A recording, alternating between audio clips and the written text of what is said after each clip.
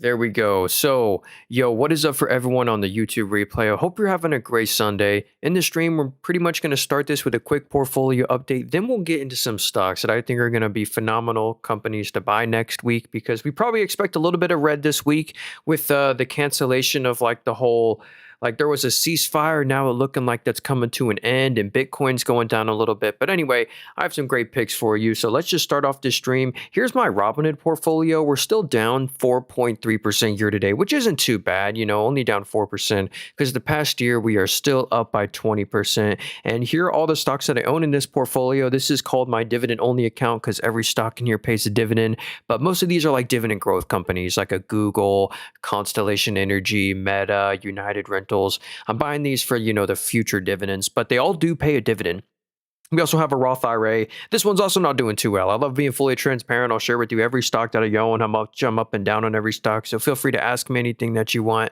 And yeah, so we're still doing pretty bad on like Cormedics and Webull, but I'm certainly not getting scared and selling out of those. And my most recent purchase in here is actually Care Trust REIT. It's a real estate investment trust that focuses on senior housing care facilities, specifically like with people with dementia. So it's a niche, it's triple net lease REIT. They have a high yield as well, like a 3.8% dividend yield. Pretty interesting. We also have a Webull account. Oh, hopefully you can't see my password. Oh, well. But yeah, this is like my risk on account. We don't really, we're not doing too hot in here all time. There's our open profit and loss. So we're only up 6% all time since we opened up this portfolio. We have some good winners like AMD, Dave, Clear Secure, Futu, Robinhood. But yeah, we are down bad on some companies like software, like UiPath, I think hit an all-time low pretty much.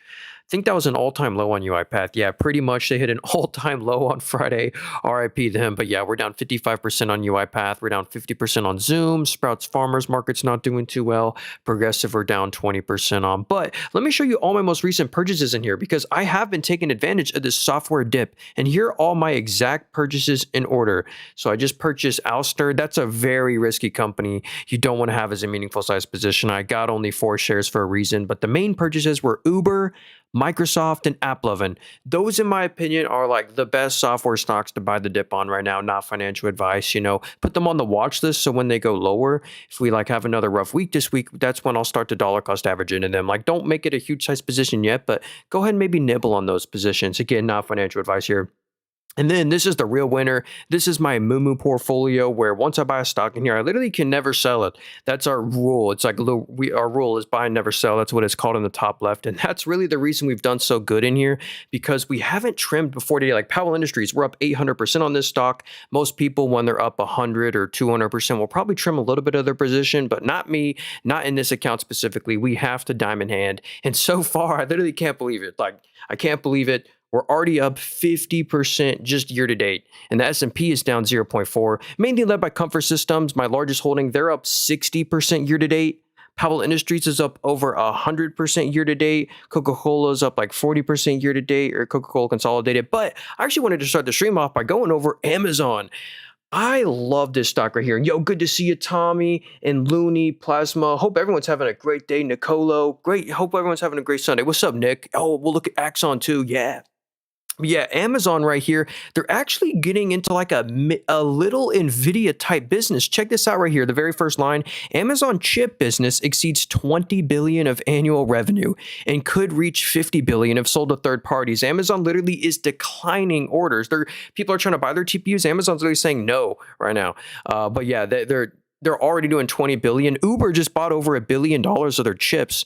Amazon AWS run rate. So anyway, Amazon agreement with USPS to retain 80% package deliveries. Anywho, Amazon's just an ETF in one. As we know, they're a huge e-commerce play. They're a subscription play with, they collect so much high margin subscription revenue with Twitch Prime, Amazon Prime, but they're the number one cloud play. Amazon owns AWS, and this AWS revenue is their most valuable business. It does over 130 billion of annual revenue, and it's only going higher from here because they just got a huge $100 billion AWS deal with OpenAI and a ton more with a bunch of other companies. But yeah, they're a satellite play. They're a grocery store play, like a e-commerce shipping play. Like they're like a UPS, an Oracle, a Walmart all in one. Cloud play, satellite play, AI play. They own 15% of Anthropic, actually 18%. So a lot of software names, if anyone's noticed, a lot of software like Adobe, Salesforce, they're really getting hurt in the cybersecurity names on Claude Code. There's this new Claude Code AI coming out. Well, Amazon literally owns 18% of Claude Code. Google owns another 15%, so that's another way to get hedged. But check this out. This is why I love Amazon. I mean, literally, the revenue just hits a new record every quarter. They're actually the number one Fortune 100 company. There's no company on earth that does more revenue than Amazon. They do like 750 billion of revenue a year. And it's not just the revenue that's at a record. So here's the revenue. It's the net income as well, the profits. Check this out right here. It's at a crazy record this quarter. So record profitability, record revenue. So I'm not complaining. And they don't pay a dividend or do share buybacks, but that's okay because they invest so much in the future. If you do not want Amazon as your competition, they will outspend and out innovate you. So that's why I decided to have them as one of my positions in my buy and never sell account. Yeah, someone said Amazon's more valuable than Apple and Meta. I really think Amazon might be the first to like 10 trillion. I think they're the first to maybe like be called a monopoly or something like that. I'm so bullish on Amazon. So the next Mag 7 stock, I actually just bought them for the first time ever. There's my buy order. So I've only owned them for like a week and it's expected to go lower this week, but I'm looking to buy more shares is Microsoft. This is one of the companies that's so weird. They are the number one software play. So you all have probably heard of Excel, spreadsheet, PowerPoint, all that. They're saying it's going to get replaced by AI. You know what I'm talking about? Because they're the number one software play. If you didn't know, their software business it's their most biggest revenue portion. It does over 120 billion of annual revenue, this software. And the funny thing is, Microsoft owns 27% of OpenAI, and they actually just hit like a 17x return on it. But yeah, Microsoft literally owns 27% of all of OpenAI. Amazon owns 4.7% of OpenAI. Nvidia owns 3.8% of OpenAI. But yeah, Microsoft is hedged. So if ChatGPT replaces all this stuff, they're hedged as an owner of OpenAI. And they're also not just a software play. That's one of the reasons Microsoft is falling so much because they're a huge software play, the number one software play. But that's why I like them. They're the number one software play, the number two cloud play. They have the second largest cloud by market share behind AWS. They have the Azure cloud. This also does over 110 billion of annual revenue for Microsoft.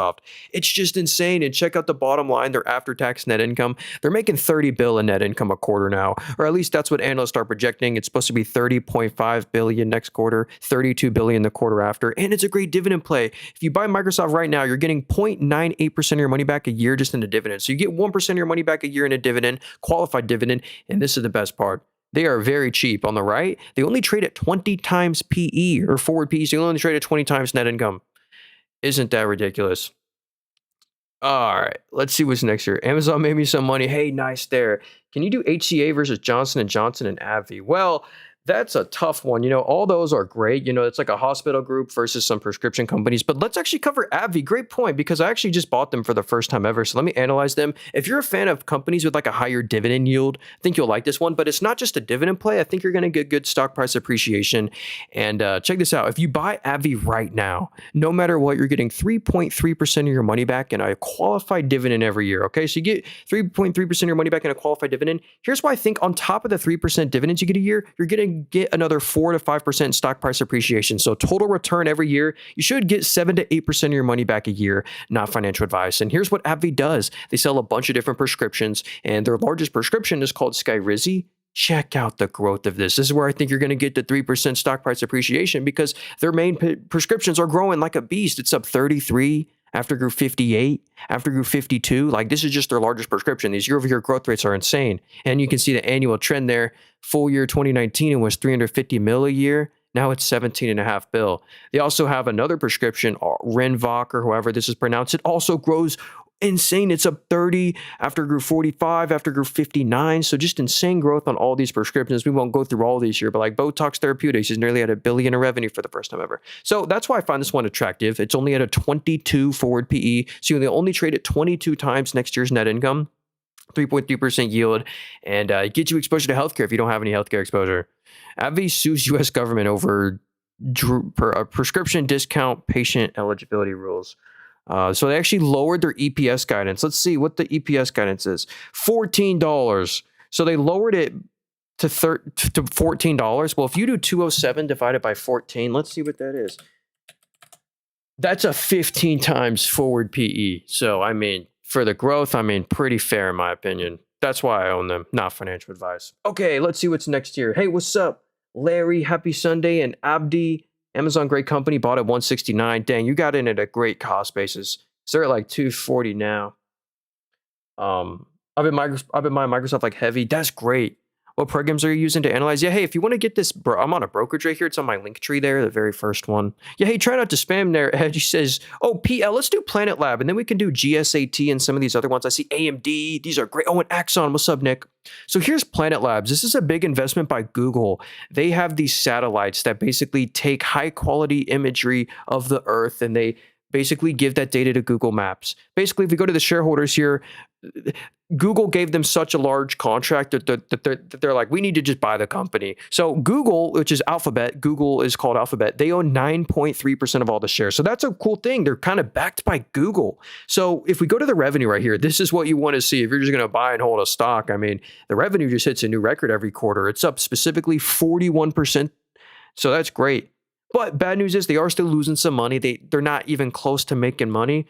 I mean, they're losing like 30 mil a quarter, but it's definitely not great to see them lose money, but that's okay. Because, yeah, dang, they've been crushing expectations. Every quarter they beat on revenue, and it's expected to go to 101 million in 2 quarters. So let me show you a little bit more about what this company does. They have these like Pelican satellites. Let's see. Yeah, so basically, if you ever, like 10 years ago, when you used to zoom in on the maps, it used to look terrible, but now you can get like pretty high quality imagery from them. So anyway, they have a big partnership with Google. They're actually pretty interesting.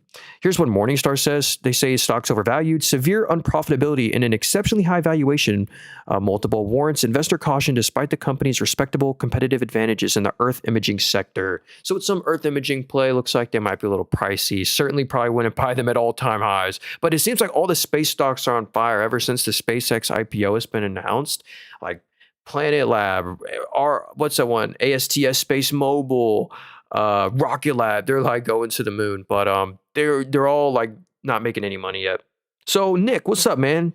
Good to see you. He says, what do you think of Axon at this price? The PE is still expensive. That's the tough part. This is such a great business model. I'd love to own Axon. They just can't get profitable yet. They sell tasers and body cameras to police stations. Like the whole UK police force uses them. So many US police stations use them. And they're also the #1 drone defense play. Almost all the NFL stadiums, the royal family of Qatar, all like airports all over the world use their drone defense systems to keep drones away. And especially if you know recently, drone combat has been pretty popular, but here's the bad news about them. They have phenomenal revenue growth. Like, I'm so impressed. The revenue just hits a record every quarter. And every time they have a new body camera, they have the body cameras for on the police like person, and they have one in the car. They own the cloud network as well, so they keep this recurring subscription revenue. So the revenue's to the moon, but the bad part is they're actually not making any money right now. For the past 5 quarters in a row, they've actually lost money because it used to be a business that made some decent money, 40 mil a quarter. The weird part is they're actually losing money right now. So if we go to their net income ratio or, PE ratio, it's ridiculously expensive. So it says they traded 168 times next year's net income. So that's the tough news, that it's like infinitely expensive. So we really got to do like a multiple year out net income multiple. But I love the business model, and it actually probably starting to get attractive on this dip right here. I wonder if there's any specific news. Let's see. Weekly news? No, not really seeing any specific news. But I am a big fan of this one. But the sad part is they might still be expensive and pricey even on this dip. What's the price to sales, price to revenue? And they have great growth. I mean, revenue is going to go from 668 to 860. Yeah, let's see okay. And I start projecting 2 million in net income next quarter, 28 million the quarter after. So that's okay. But it's tough with that multiple. But I love the company. Okay. What app is that? Yeah, hey, this is a brokerage. If you would like to get this app, it's where you buy stocks on. It's actually in my link tree there, the very first link. Okay. Let's see what's next here. Astera Labs. What's up, Larry? Let's do it. Astera Labs. This is one, not financial advice. I'd put this on the watch list. If you love growthy companies and if you're looking for an AI company, the one that benefits, this is like an AI infrastructure play. This is a really nice one to put on your watch list because let me just show you what I find so attractive. I mean, that's what you want to see. Revenues at a record every quarter. They did 270 mil. It's up 91% after grew 179. And this isn't like from some acquisition they did. This is organic revenue growth. They didn't like acquire a company to get this growth. So the revenue is 270 million. And on this 270 million, this is arguably the most impressive part. They're printing money now. Literally 40 to 100 mil in net income a quarter. And another huge cherry on top is this fortress balance sheet. It's a huge safety net. When a company literally has no debt, they have no money they don't owe anyone any money, and they have 1.2 bill of cash. And notice their cash pile just grows every quarter because whenever they make net income and free cash flow, they just retain it. And I'm assuming they're making interest on this. Yeah, they made 12 million of interest just on their cash this quarter, which just adds money to your bottom line. Free money, 100% margin. So yeah, let's see what the free cash flow was. Dang, 76 mil of free cash flow. These year-over-year growth rates, these green numbers at the bottom, the year-over-year growth rates, especially on the revenue and net income as well. It's so impressive. The no debt is a huge safety net. They're just a slight expensive. They deserve, like a company like this with the fundamentals like this definitely deserves to be expensive. But yeah, it says they're at an 88 forward PE. But again, they're like just now getting net income positive, and at this growth rate, like it's probably like a real forward multiple is like a 38 or something like that. All right. So let's see. Can we find any AI analysis here? Revenue surge 92% driven by strong demand in AI and cloud infrastructure sectors. So yeah, if you're looking for an AI and cloud infrastructure play, Stellar Labs might be one for you. I love the revenue growth, the no debt, the great profitability. Just seems great. Hey, what's up, Luigi? Says Firefly. I don't know what fire. Hey, if you have a stock, please give me the ticker symbol. We'll definitely check that out. Hey, thanks. HGGY says saw live. Yeah, if you want to hit the follow button, I stream every day. I sell literally nothing. I have no course book. What? I'll never follow you, DM you. I'm literally just on here, give my opinion. I try and stream every Sunday at this exact same time. I do stream every Sunday at this exact same time. So here's Broadcom right here. This is your custom chip play. They make or they help companies like Google and Amazon make custom chips. And Google is their biggest customer now. Check this out. Broadcom secures a multi-year AI chip supply agreement with Google and Anthropic through 2031. If you didn't know, they're saying Anthropic's going to take over the world or crush all software names, but looks like they're a big customer here. Anthropic explores de-signing own AI chips to address supply shortage. Okay. Amazon CEO announces in-house chip business could reach 20 billion annually, potentially competing with Broadcom. That's another cool thing about Amazon. Amazon's getting into this custom chip business. But anyway, I'm not worried about Broadcom. It's pricey because they've already had such a great rally this past week, but I wouldn't buy them or significantly here. But here's what's so great about them is this future forecast of revenue growth with this new Google deal. Check out the current revenue. Or actually, I should look at net income. If we go to net income right here, check this out. If we zoom out, this was the highest ever net income. They did 8.5 billion net income last quarter. That's their record net income. Well, check out what analysts are projecting in 2 quarters. They're going to do 12 billion in net income. And check out the revenue on that. The revenue is going to go on the left. It's going to go from 15 billion to 29 bill. And again, on that 29 bill, they're going to keep 12 billion of after-tax net income. That's what the analysts are forecasting. So yeah, big semiconductor play. The semiconductor solutions growth rate is growing. Look, it's up 52% year over year. That's the highest growth rate on the screen. So the growth rate is growing. So it's up 52, after grew 11, after grew 4. So yeah, it's literally growing. They also have their VMware infrastructure software business. That's also a huge growth beast, kind of on the annual trend here. For the full year 2023, it was 7.6 billion. For the full year 2023, full year 2025, it was 27 billion. Pretty insane. But yeah, it's basically just this forward growth. So they look expensive now at a 7. So right now they trade at 72 times net income. But remember, we wouldn't want to really value this company looking at right now's net income as a multiple because it's supposed to literally more than double year over year to 12 billion. So we really want to value them on next year's net income. And they only trade at a 35 forward PE, which all means they're only trading at 35 times next year's net income, which is much more attractive than the 72 forward PE. So that's why I think this company is probably just going to climb higher. If I was a shareholder, I would not trim or sell my position, but I wouldn't really be buying more here. If I wanted to get into this one, I'd probably wait for it to pull back a little bit. But yeah, the 34 forward PE is pretty attractive and they're a huge chip play. What's this app? Yeah, hey, again, this is a brokerage where you buy stocks. If you'd like to get this app, it's actually in my link tree, the first link in my link tree there. It's an affiliate link. All right. Yeah, hey, thanks, Nick. So let's see what's next here. There was a stock I really wanted to check out, but I forgot what it was. Oh, Fly. Let's see what that one was real quick. I think this is like they just IPO'd.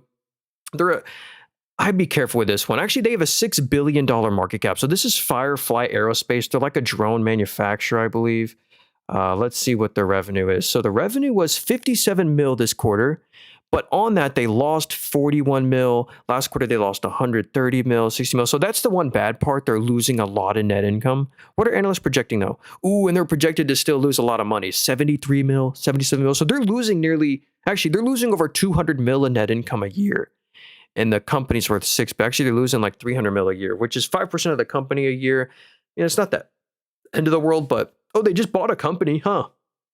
I look into that. They actually just bought a company for 400 mil. Oh, they had to dilute the shareholder by $800 million to do it though. But that's probably, yeah. So it's really this future growth is probably fueled by that acquisition. So the revenue is going to go from 15 mil to 92 mil year over year. So,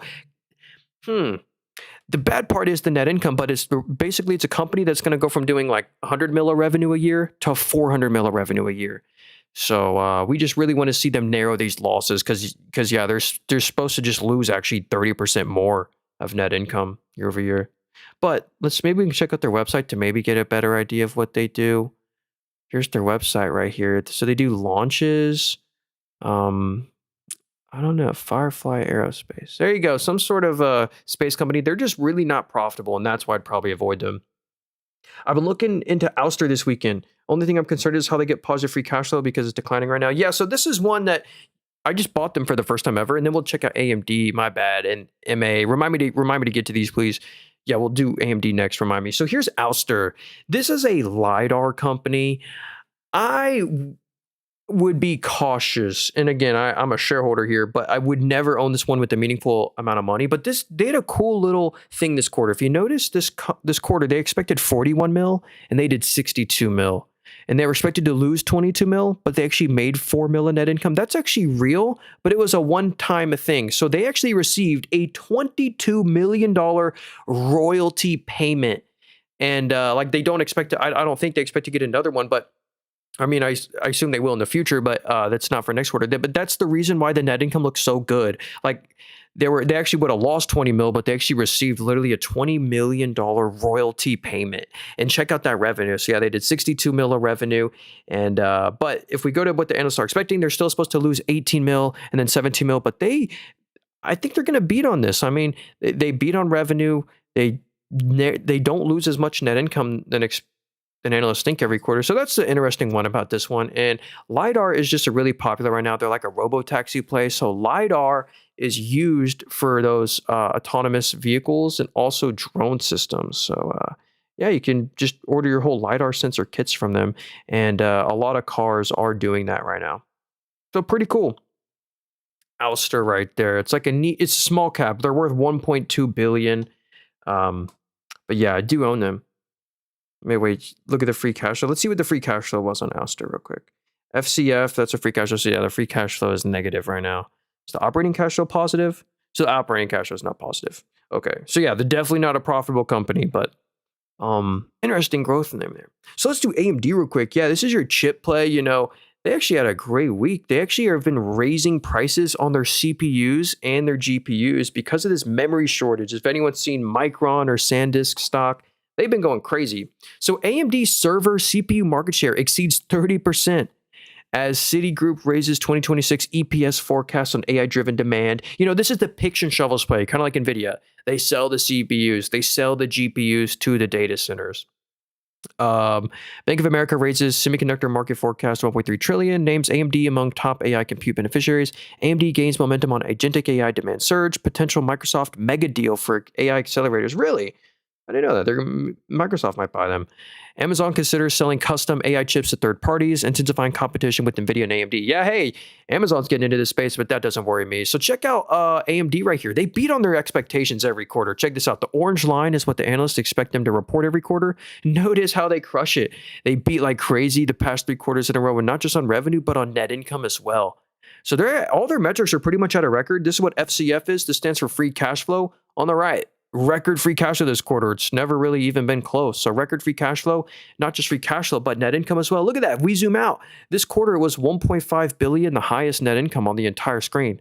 What are analysts forecasting? Yeah, it's supposed to be 1.15, 1.3 billion. So they're going to be doing like over 4 to basically 5 billion in net income a year. And they also have no net debt. That's phenomenal news. Fortress balance sheet, good free cash flow, good net income, beating on expectations every quarter, good data center AI tailwind. I mean, look at this data center growth. Ridiculous. It's up 39, after grew 69, after grew 38. So they're on a streak of growth. So yeah, cool little, so 40% looks like they have a 40% CPU market share. Pretty cool. And here's their GPU market share. I think they gave us this number too.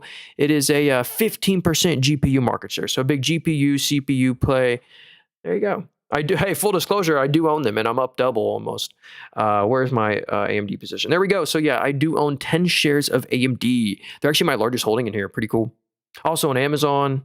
I also own Google. Okay. So let's see here. Let's do NOW. My bad there for taking so long. What's up, Vibes? He says ServiceNow. This is one of the software names. So if you're looking for like a pure software stock to buy the dip on, this is like a pure software name that they just think is going to get obliterated from AI. But the thing is, I believe ServiceNow just took a stake into Anthropic. So, okay, let's see right here. ServiceNow launches AI platform, completes MoveWork acquisition. So they just acquired... so the ServiceNow signed agreements to acquire Vesa Technologies for $1.25 billion and Armis Security for $7.75 billion. And that's expected to close this year. So they're doing some acquisitions. That's going to bring some more future growth. So how expensive are they? So software always usually trades expensive, or at this company specifically. So they still trade at 35 times next year's net income. But here's what's so cool about ServiceNow. If we zoom out, this is obviously what you want to see. Literally every quarter, the revenue hits a new record. So the revenue hits a new record every quarter, and they're already net income positive. So a lot of software names are like still struggling to stay net income positive or are just now getting net income positive. But this one's still printing money, basically 500 million net income a quarter. And look at the free cash flow. They did $2 billion of free cash flow for the full year. What's the full year free cash flow on that? So basically, yeah, 4.5 billion of free cash flow. That's how they can do these acquisitions. They acquired MoveWorks and Vesa Technologies for 1.25 and Armis for 7.75 billion. So I actually like that they're doing acquisitions. It's going to bring more future growth.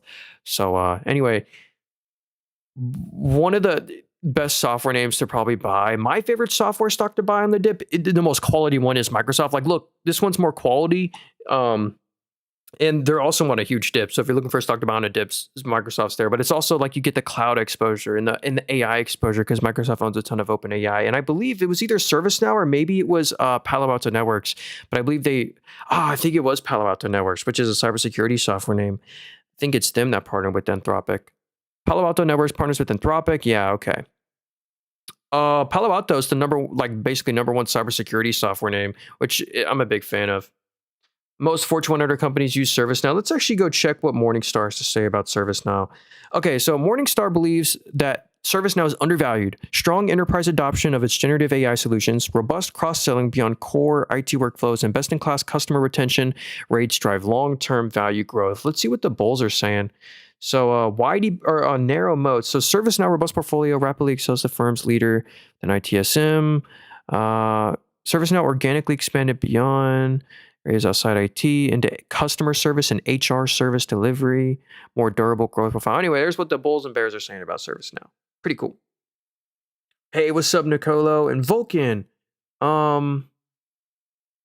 do you think about Arista Energy? Analyst rating have been getting strong. So I struggle with this one because there's no moat. This company, if you're wondering, I'll kind of give it like this. Hey, what's up, Unworry? Yeah, I do own some Webull. We're down pretty bad on them. But actually, we do have a Webull account as well. But Arista Energy, this is a Bitcoin mining company. So all this company does, literally at the end of the day, all this company does is own a bunch of NVIDIA chips in a data center. So all they do is own a bunch of NVIDIA chips. And what are they doing with all those NVIDIA chips? Well, right now, 90% of the revenue, they're just mining Bitcoin. So Bitcoin mining revenue is 90% of the revenue, but then they also are renting out the capacity to cloud companies. So I think like Microsoft just came up to them. They're like, hey, instead of mining Bitcoin, can we rent out the capacity of your GPUs? Yeah, right here. Cloud deal with Microsoft. So basically they're converting from a Bitcoin mining company into a company that rents out the capacity into clouds. It's a tough one.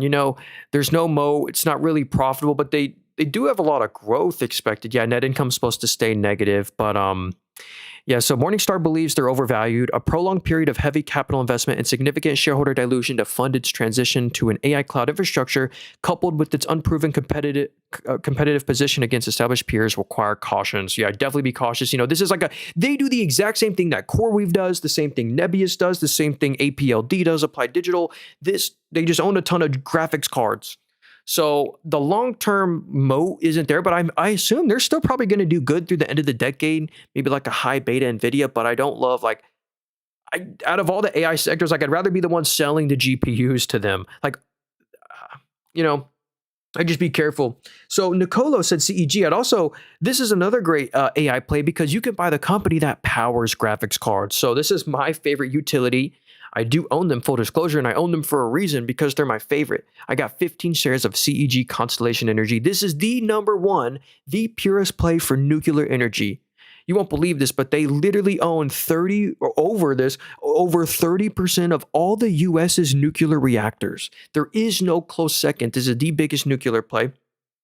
And they're not exactly expensive. If you look on the right, they only trade at 26 times next year's net income. They just gave updated guidance where they expect their EPS to CAGR 20% through 2030. There's no real news around them right now. But yeah, let's see. Morningstar says they're reasonably valued. Okay. But yeah, anyway, I'm a big fan of this one. They have a great dividend, they do share buybacks, and they do M&A. They just acquired Calpine, so they're now the number one nuclear play, number one geothermal play, and I believe the number one natural gas play. I found out about this company because I got my own natural gas bill, and it was billed through Constellation Energy. I looked it up. I'm like, hey, are they public? And they were. So it's kind of cool. And I didn't even know they own nuclear assets when I first bought them. But yeah, they're great. I wouldn't go crazy buying them yet. Like if I wanted them as 5% of my portfolio, I wouldn't make it 5% of my portfolio today. But maybe go ahead and make it 1%. I think they are around like 5% of my portfolio. Let's see here. Oh yeah, on the very left there, they're like 5% of my portfolio. Nice. Okay. Palo Alto also produces hardware, like hardware firewalls. Hey, ODB, thanks for that. ServiceNow does our ticketing system. Oh, that's really cool. Hey, so for the bulls on ServiceNow, it's really interesting. Hey, what's up, Steven? Said Nathan, are we red Monday? We might be. A good way to almost check is kind of like check Bitcoin. Looks like Bitcoin's down 3% on the day. But, I have like a weird feeling we might just go green by the end of the week. Like we might just recover it all. So Steven said PGY. This is one of the really cheap software companies. Another one that they think is just going to get replaced by AI. I haven't done too much research on this one. I don't know exactly what it is they do. Maybe you can give me some research into that. But what I do know is they have insane profitability. They made before tax. This is the before tax number, 65 million. After tax, they made 30 million in net income this quarter. And check out the analyst projections. They're supposed to make 20 million next quarter, 28 million of net income the quarter after. So they're going to be making 100 mil a year.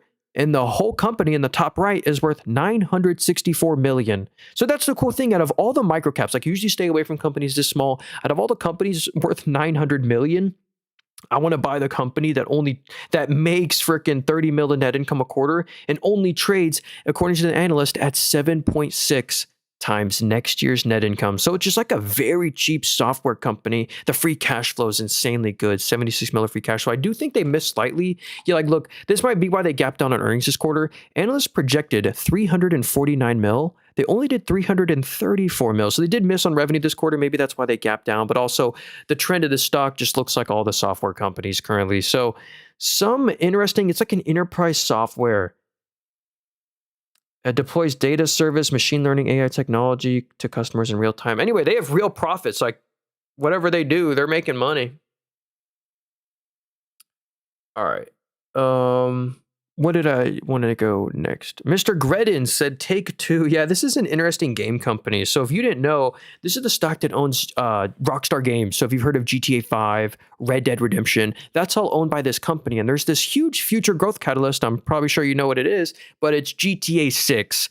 They are in a unique position where as soon as they release this game, this asset, it's instantly going to bring them in billions of revenue and hundreds of millions in future recurring revenue for the rest of the time. So in my opinion, it is kind of priced in at this point, but it's really, you're buying this stock for the future growth of GTA 6 because unfortunately, if we go to their right now numbers, the truth is, Take-Two hasn't made a single dollar of net income since 2022.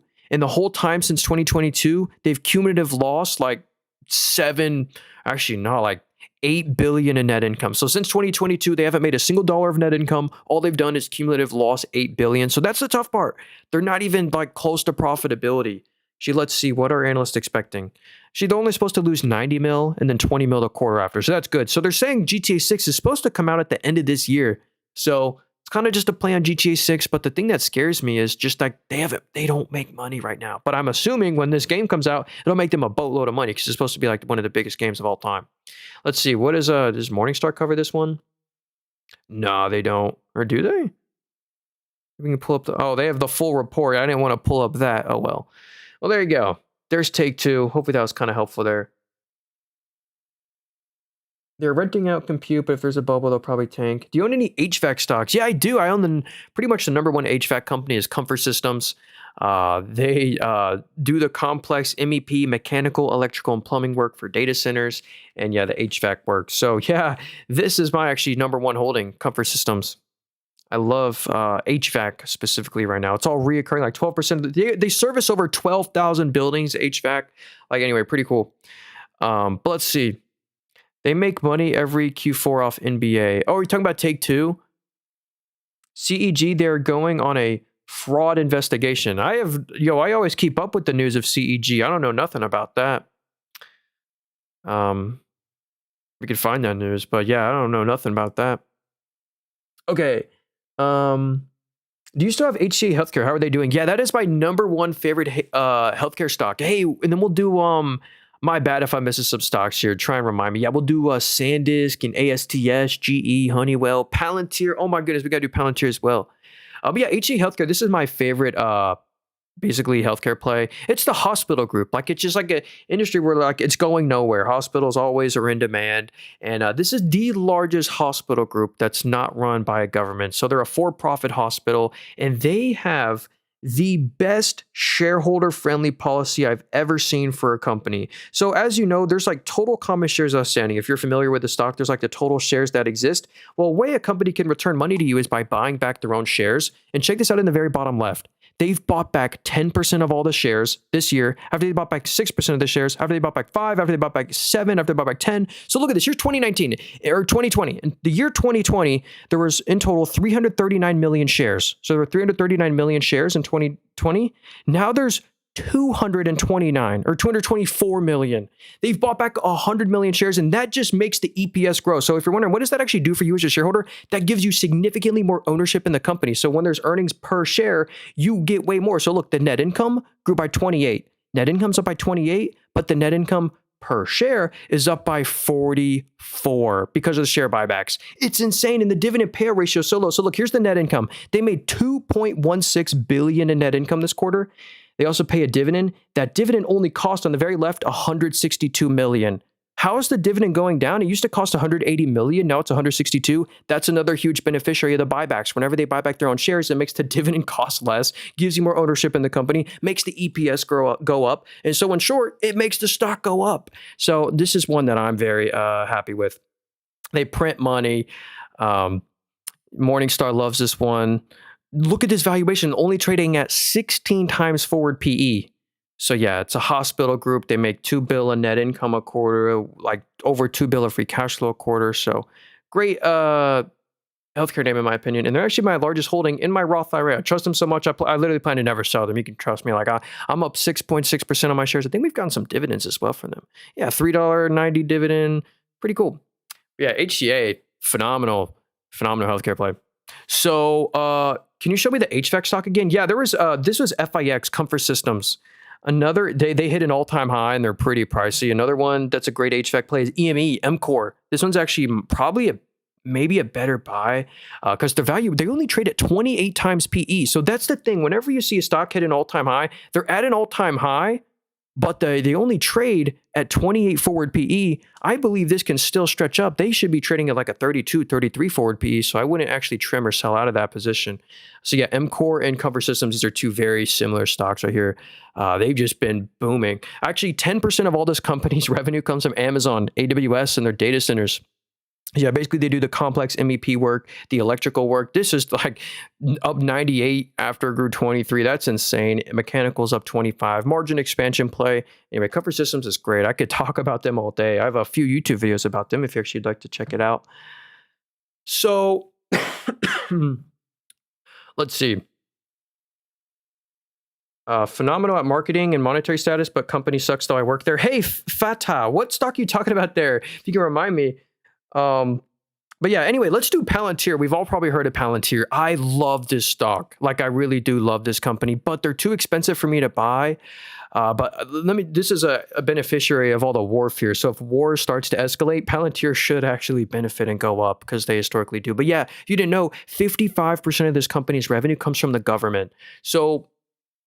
So many, the Air Force, the military, police stations all use Palantir's government software, even ICE. So actually they're being protested right now because they're giving the software for ICE. But look, the revenue grew 60% year over year, after grew 40, after grew 10. Like, the growth rate is growing 60% year over year growth.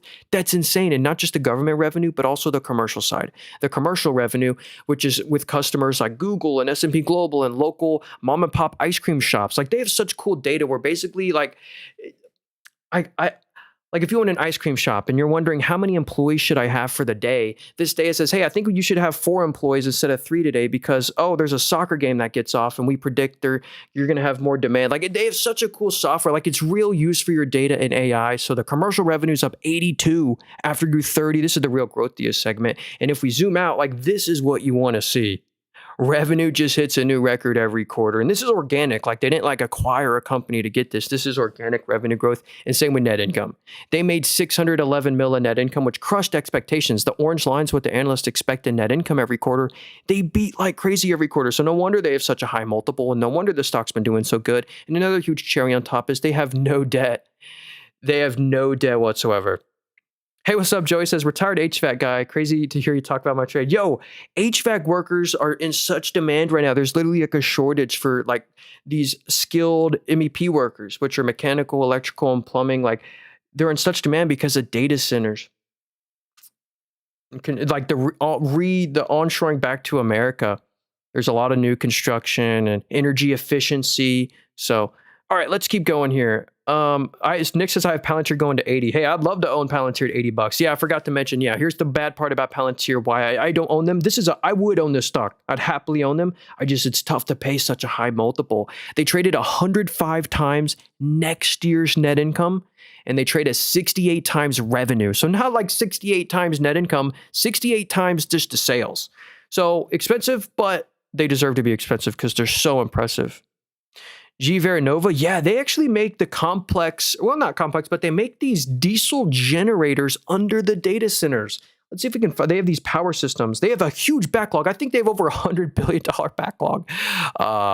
Announces GE acquisition. Look at this. So if you kind of look at the very middle, orders totaled $59 billion with a backlog at $150 billion. The company returned $3.6 billion. They doubled their annual dividend, increased buyback to $10 billion, announced acquire the remaining stake in GE joint venture for $5 billion. So anyway, right now, under every data center, right now, under every single data center is this huge diesel generator, because if for whatever reason the electricity grid goes out, they need the backup power system. So under every data center is this crazy, like huge and usually they're GE Vernova like power generators. And so that's like half their revenue right now. They've been crushing expectations. Look at this, the orange lines with the revenue or analysts expect. They beat on revenue every quarter, beat on net income. The net income forecasts are good. It's supposed to be 550 mil, 930 mil. They had obviously a one-time adjustment this quarter. They didn't actually make 3.6 bill.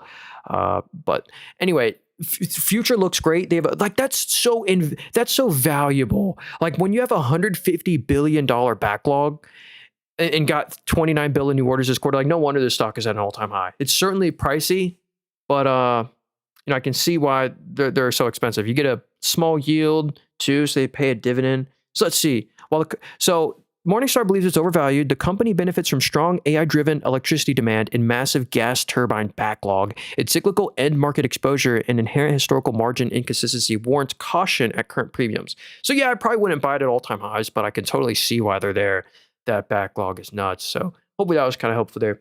Check Circo Holding. Hey, if you have a stock, please give me the ticker symbol there. Um, Bertram. Oh, hey, Bertram, what's up? What do you think of Duolingo? Stocks at the bottom. Oh, wait, hold on, wait. Uh, What's up, Greedy says ICHR. Actually, let me do ICHR. Remind me to get to Duolingo. That's an interesting one because that one might get hurt by AI. I actually do want to talk about Duolingo. So here's ICHR. I've actually not heard of this company before, but I've heard they're on my watch list. So there was something that impressed me. So I put them on my watch list. Let's see if we can figure out what they do. So they design, engineer, and manufacture critical fluid delivery subsystems and components for semiconductor. Okay. So the revenue declined. So the organic revenue, the lifeblood of the company, fell 4% year over year, and they lost 15 mil. So I have no clue why I put this one on my watch list. Um, I wish I could give you more thoughts on this company. I don't know what they do. So maybe we can go to their website right here or something. Maybe get a better idea. So fluid delivery, proprietary knowledge of gas and chemical delivery. I, I, I'm not too sure. Um, yeah, I mean, maybe I put them on my watch list before this all happened. Let's see. Analysts project. So they're supposed to make actually 2 mil of net income, but they're losing. They're missing like crazy on expectations. So I don't know. I'd be careful with this one. I don't like that the revenue just went negative. Huh. Hmm. Well, thanks. Let's do Duolingo real quick. So this is one that I think I can kind of see where the AI replacement thesis is coming from. So they're saying AI could really hurt Duolingo. I can kind of believe it more so than other sectors. Like I don't see AI coming for these top tier cybersecurity companies, but Duolingo maybe. So if you're wondering, if you don't know what Duolingo is, it's where you go, you basically pay them a subscription every month to learn a new language. So you're paying them money to learn a new language, but the skill of needing to learn a new language might be going away in 10 years. So imagine in 10 years from now, like the Meta Ray-Ban glasses have such good live translation technology that you're not forced to learn a new language. You know what I'm talking about? Like there's no real actual need to learn a new language for certain professions, yes, but like generally, I don't know. So that's what's kind of being hurt around the stock right here. They have a phenomenal subscription business. And this is why, like, it's still not, I'm not completely dismissing Duolingo because they're still a growth beast. Like, there's the future fears, but it's not hurting their numbers yet. Like, their subscription revenue is so growthy. It's up 40, after grew 48, after grew 50, after grew 56. So incredible growth. Sorry, I get my water here. So incredible growth in the subscription revenue and also their advertising revenue. Advertising revenue is up 41. So they've been beating on expectations. It's just like that. It's the only reason they're falling is because of the future sentiment. Do you think in 10 years from now, like, oh, and also they fell like 10% on this day when ChatGPT and OpenAI announced they're creating a free language learning app so you can learn a language where you basically don't have to pay for Duolingo subscription. So anyway, it might just be very commoditized. You know what I mean? Like they won't have much pricing power if you can learn a new language somewhere else for free, or if you might not even need to learn a new language. So that's kind of the ultra bear case there. Hopefully that was helpful there. I think it makes sense. Their online stuff and AI. Yeah, maybe they'll integrate AI and actually be like the best platform to go to. Who knows? So someone said Celsius is going to have a bull run. Yeah, this is the energy drink company. So if you've heard of Celsius, Alani, or Rockstar Energy, this is the company that owns that. Unfortunately, this stock is technically the same price that it was in 2021. So this stock has been flat for 5 years. But they're finally attractive because they only trade at 22 times forward PE. So they only trade at 22 times net income. They actually have a 28 or 28% energy drink market share when they acquired Alani. So yeah, Alani owns 8.8% of all the shares. They own them now. But yeah, they acquired them 3 quarters ago for $1.3 billion plus some stock. But that's what's really led. If you're wondering why is the growth rate so crazy these past 3 quarters, it's because they acquired Alani. It's really led. And I see Alani's everywhere on my college campus. Like everyone's drinking these. But yeah, the future net income projections are really good. They're supposed to make 75 mil in net income next quarter and then 113 mil the quarter after. So yeah, the revenue is supposed to hit 911 million. So yeah, it's a big energy drink play. Another reason they fell is because Costco was making their own Kirkland brand Celsius knockoff that looks exactly like a Celsius. That was so stupid that they fell that day off of Costco news. But so Morningstar believes they're fairly valued. They have an expanded PepsiCo partnership and Alani acquisition will drive significant volume growth and better for you energy drink segment. Intense competition from resource-rich incumbents lacking a durable economic moat warrants wide caution. Anyway, I love this sector. Also, Monster Beverage. This is another phenomenal, performing stock. It's like boring Monster Beverage, but they print net income every quarter. So Monster Energy drinks, it grows like crazy. And so they make 500 mil plus a net income a quarter, and they have no debt. So Monster actually does share buybacks like crazy. I actually own the Monster and Coca-Cola bottlers. So I actually own Coca-Cola Consolidated. They are the number one biggest bottler for Coca-Cola and the biggest bottler for Monster Beverage. And they have actually returned 50% a year for like the past 10 years. And I bought them less than a year ago. And somehow I'm already up 80%. But yeah, Celsius, I do like that one at a 22 forward PE. They're moving their distribution to Pepsi. They have Alani and Rockstar now. Interesting one there. What app is this? Yeah, hey, this is a brokerage. If you'd like to, it's where you buy stocks on. If you'd like to get this app, it's actually in my link tree there, the very first link. It's an affiliate link, full disclosure. So if you go and like deposit $100, we'll both get like a free stock. But you don't even have to deposit money to like just analyze stocks. This is my favorite thing. It's like I have all these apps. I have Robinhood as well, but that is really the most useful app to buy stocks and to analyze stocks on. It's like a all-in-one app. Oh yeah, and there's a bunch of features I haven't even shown you. But yeah, if you'd like to get it, it's in my link tree, the very first link. There's the super investor tracker. You can see what like Warren Buffett and Nancy Pelosi's doing. What do they own? You can see their exact moves. So what's Warren Buffett done this quarter? So his newest positions, let's see. He just bought New York Times for the first time ever. Okay, he didn't sell out of any companies. But anyway, yeah, you can even see the president's portfolio. There's just so many cool things you can view on here. Anyway, let's keep going here. Yeah, Bailey, it's a broker. It's in my link tree there, the very first link, this app I'm on. All right. Actually, we can even see, here's some really cool data here. You can like view if you're looking for new sectors to invest in, like weight loss, EV, gene editing. You can like see the watch list of like all these certain sectors. You can even view the macroeconomic data, like what's the US CPI. So this is literally like the next meeting. So as we know, there's a Fed meeting, and in the April 29th Fed meeting, which is very coming up, there's a 98% chance of no interest rate cuts. So this next meeting, there's a literal, basically 100% chance of no interest rate cuts. In the June meeting, 98% chance of no cuts. But then we get to the July meeting, looks like there's a 33% chance of a 25 BP cut. Anyway, you can just kind of see some cool news, the institutional trackers. Yeah, anyway, let me stop talking about that. Again, link tree in my bio, first link if you want to use my affiliate link. It's called Moomoo. So let's see. Ion said, hey, have a look at Powell, please. Hey, that's actually my second largest holding, my best performing stock I've ever owned. I'm up 800% on them. So I would not buy this stock right now because it's super pricey. I've never seen them so expensive. 42 times next year's net income. But they have they have no debt, 500 mil of cash, a $1.8 billion backlog. So too expensive at 41 forward PE, but they do the complex electrical work for mainly right now data centers. They just got a huge data center order, but basically I just love the net income. They're making 40 to 50 mil in net income a quarter, and they pay a dividend. The dividend cost only $3 million. So there's so much room to raise their dividends, so that they even did 14 mil of share buybacks this quarter. But then another cool thing is, so as we know, on the very top right, they have 500 mil of cash. That cash is earning interest. So they actually made $4.3 million of just interest on their cash. They're making more interest than the cost of the dividend. Kind of insane. So yeah, the FCF stands for free cash flow. They're making 40, 50 mil of free cash flow a quarter. They're just pricey. But yeah, I love them. And I'd pull up their investor presentation, but we don't have time for that. I have made so many YouTube videos about Powell Industries. That's what like probably some people on the YouTube people came from. My original, I got a lot of subscribers from that one. I made that a long time ago. Yeah, if you want to support me, I stream every day. I hit the follow button if you'd like. I sell nothing. I have no course book. Just on your giving my opinion. All right. Next up, hey, what's up, Mason? Happy Sunday. Do you think you could look at VET? Thanks. Yeah, let's try it out. VET. So this is Vermilion Energy. So this company has not done too well. I'm assuming it's an oil and gas stock. So yeah, technically they're lower than they were when they IPO'd in 2010. So, but they've had a nice little rally these past couple of weeks here, I'm assuming because of oil. So let's see what they do. So yeah, oil and gas. Okay. Exploration and production. So an oil and gas exploration and production company. Revenue is solid, 400 to 500 mil of revenue a quarter, but they're losing some money right now. So the truth is, out of all the oil and gas stocks to like buy the dip on, I don't think I'd pick this one because historically it just doesn't have some of the, like a boring Chevron would be a better buy, or an Exxon Mobil or a EOG Resources. I think that would be a better buy than VET. But then again, I don't know much about this company.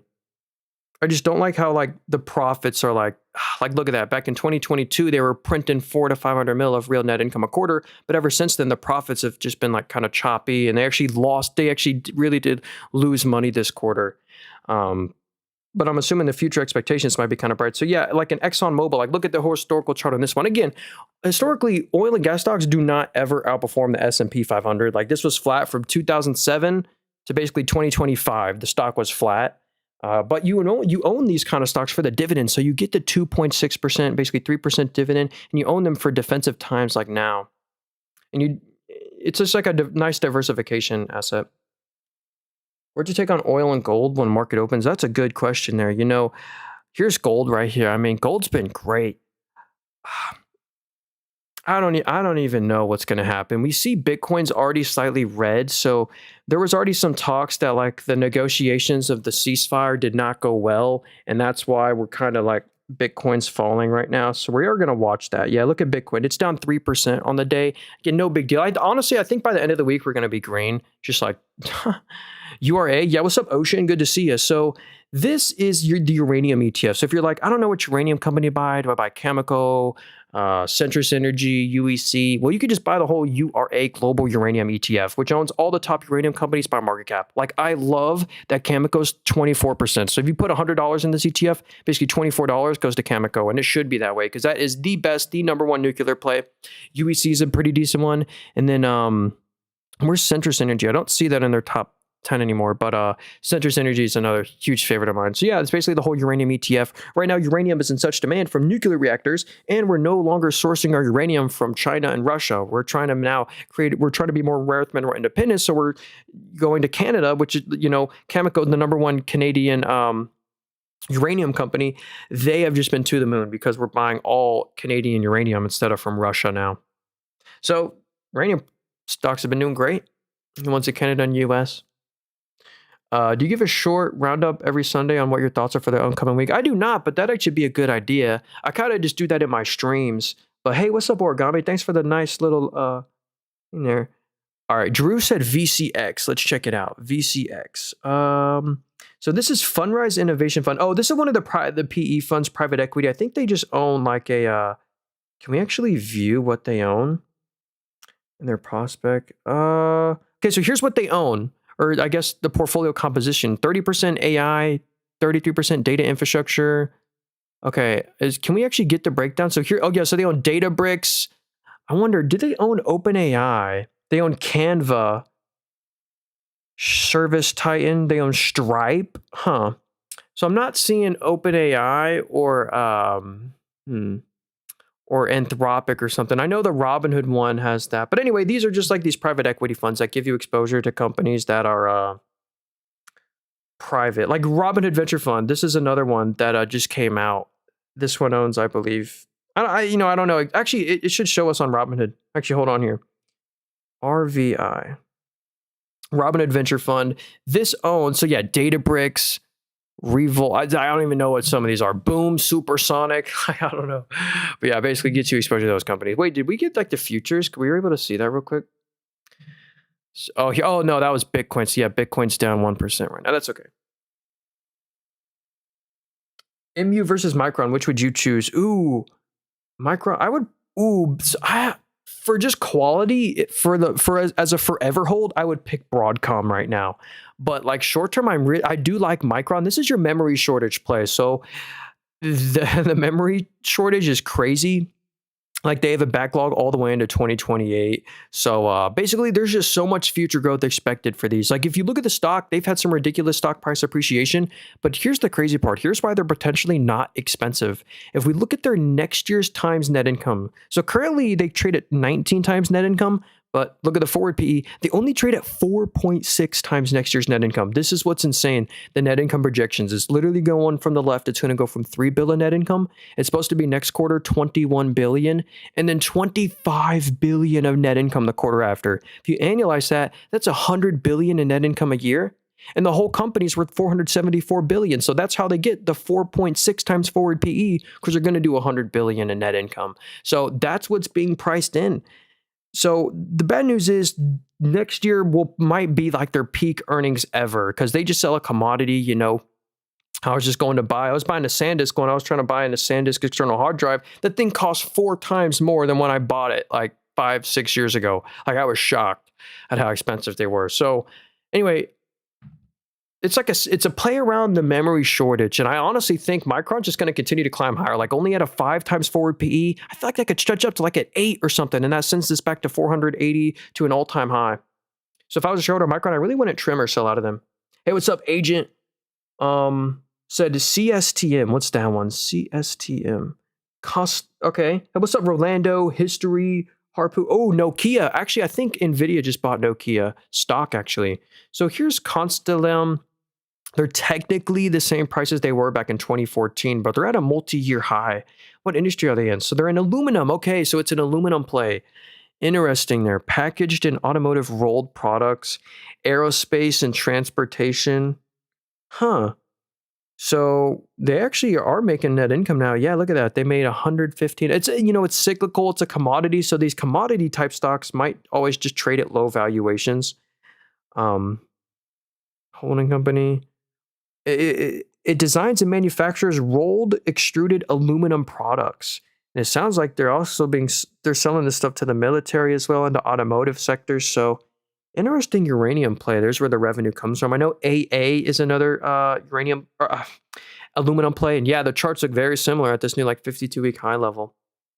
But yeah, these commodity stocks historically don't. But actually, aluminum's interesting.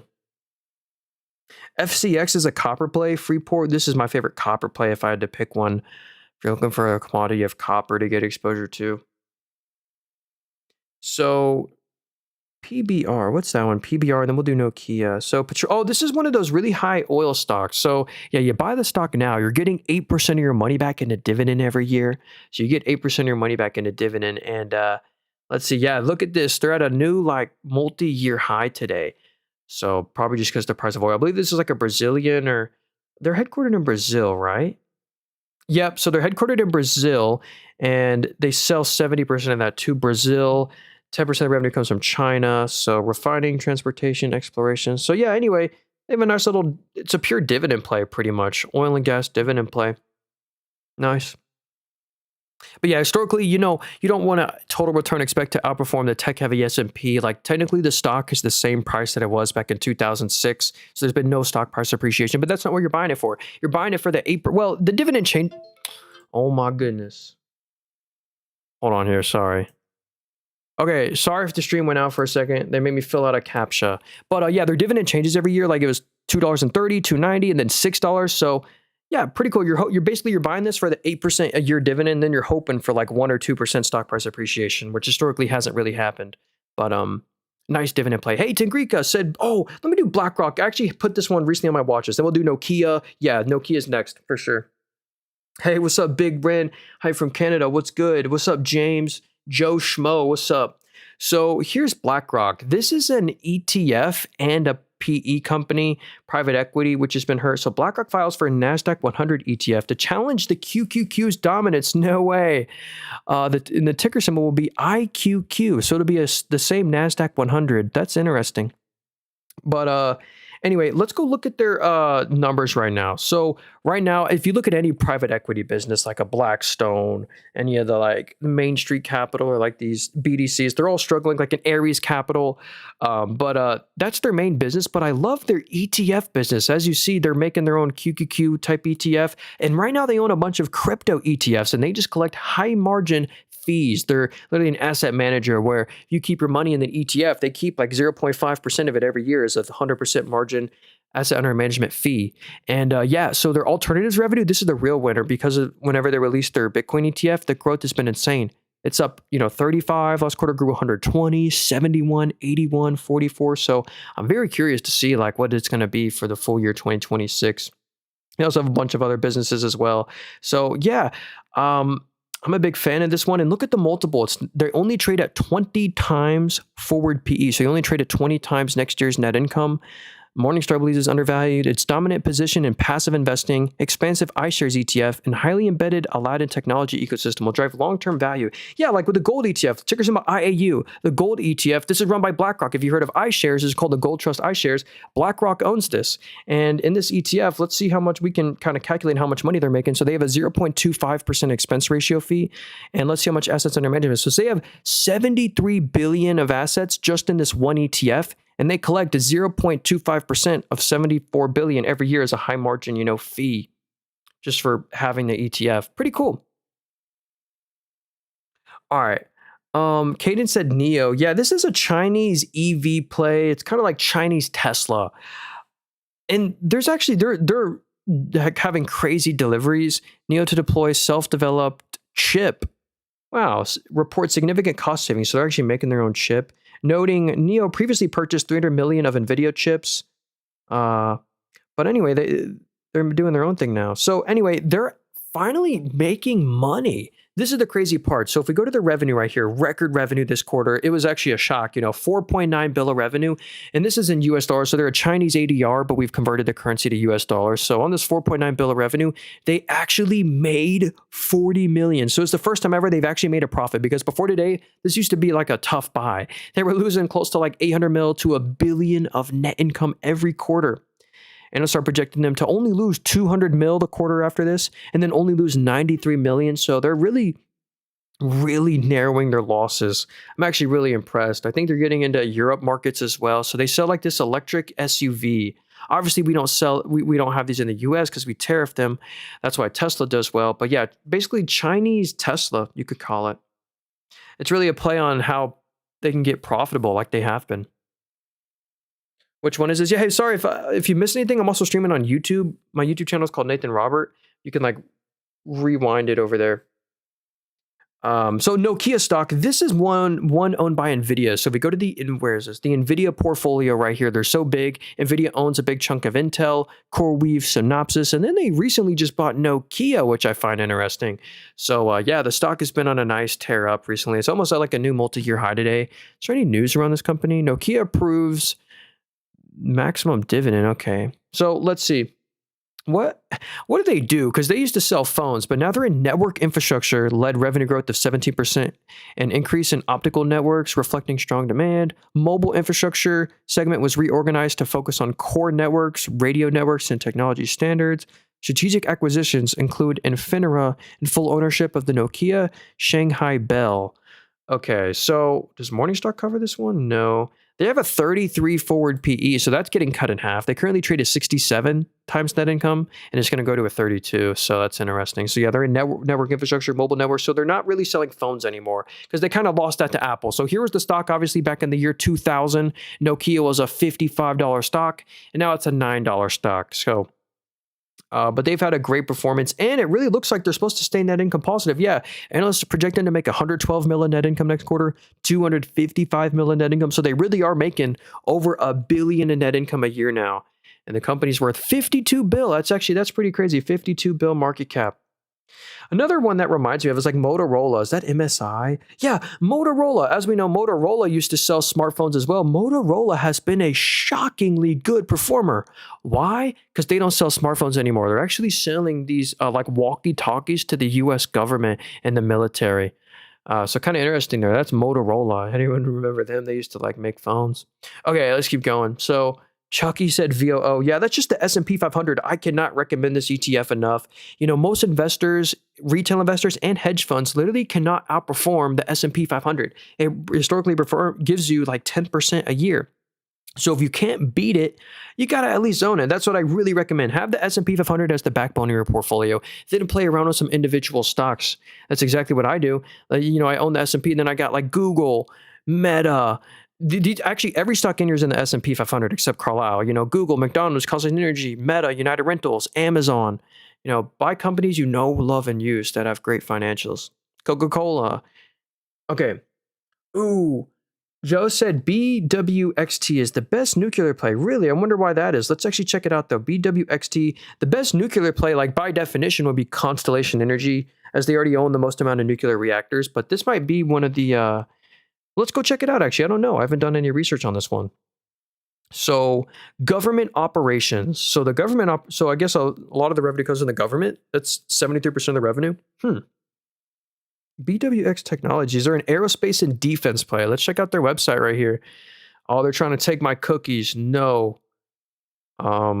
So begins licensing for a new defense nuclear fuel facility. Here's their website. Oh, look at this. Naval nuclear propulsion. So we have proudly manufactured naval nuclear components and reactors since 1950. We designed and fabricated components for the USS Nautilus, the world's first nuclear-powered submarine. So they're legit making nuclear-powered submarines, these guys. Jeez. So they're also selling commercial nuclear equipment. So yeah, they're like the infrastructure for nuclear. That's actually pretty crazy. Completed 6. I mean, this is pretty impressive. I mean, let's go look at their actual numbers. So they're making nuclear-powered components. They revenue this quarter. So the revenue grew 18%. That's good. So revenue's up 18%. And the net income on this, though, sorry, this is being a little slow right now. So actually, the profits did fall 10% year over year, but they're still making 80 to 90 mil a quarter. Like, here's the net income projections, which they beat on earnings. So they're supposed to make 101 mil in net income, which is 400 mil a year. They're supposed to be making 400 mil in net income a year. What's the company worth? 21 bill. So you know what? Let's be generous. Let's call it 500 mil. So let's do 21 divided by 0.5. They're still pretty expensive at a 42, and that's a pretty generous forward multiple. 42 forward PE. They're so expensive, but I'm actually going to put them on my watch list. It looks like they deserve to be expensive, and they're pretty much at an all-time high. It looks like a defense play and a nuclear play with government and commercial operations. Cool. Thanks for that one. Yeah, you're right. That one's really cool, Joe. So, James said AppLove, and this is one of my most recent purchases. I promise this will impress you. This stock right here, not financial advice. So if I head over here to my Webull account, these are all of my most recent purchases in order, exactly in order. And one of the stocks I just recently purchased was AppLove, and I'm barely up on them. I'm only up 2.4% on them. But I said out of all the software stocks, well, like as we know, Claude Code, like it's all tanking software stocks. Out of all the software companies to buy on the dip, I thought AppLove is one of the top best buys, not financial advice. Here's why I believe that. So first off, they're an advertising company. It's only like 20% of their business is actually like AI immune. But look at this. This quarter, they did 1.66 bill of revenue, which grew phenomenally. It's up 65 after grew 304. So incredible growth on the revenue. But notice they did 1.66 bill. And on that, they kept after tax 1.1 billion of net income. You know, before tax was 1.28. So this is after they paid 180 mil of taxes. They really kept 1.1 billion net income, which means their net margin is a 66%. And the free cash flow was 1.3 billion. So this company, literally, whenever they collect $100, they collect $100, $70 of that is free cash flow, and $66 of it is net income. They have better net margins than literally NVIDIA. They're basically collecting royalties. It's insane. So this is a net margin expansion play, a 66% net margin, 1.3 bill of free cash flow, 1.1 bill of net income, and it's not expected to stop here. This is their first quarter where they did over $1 billion net income.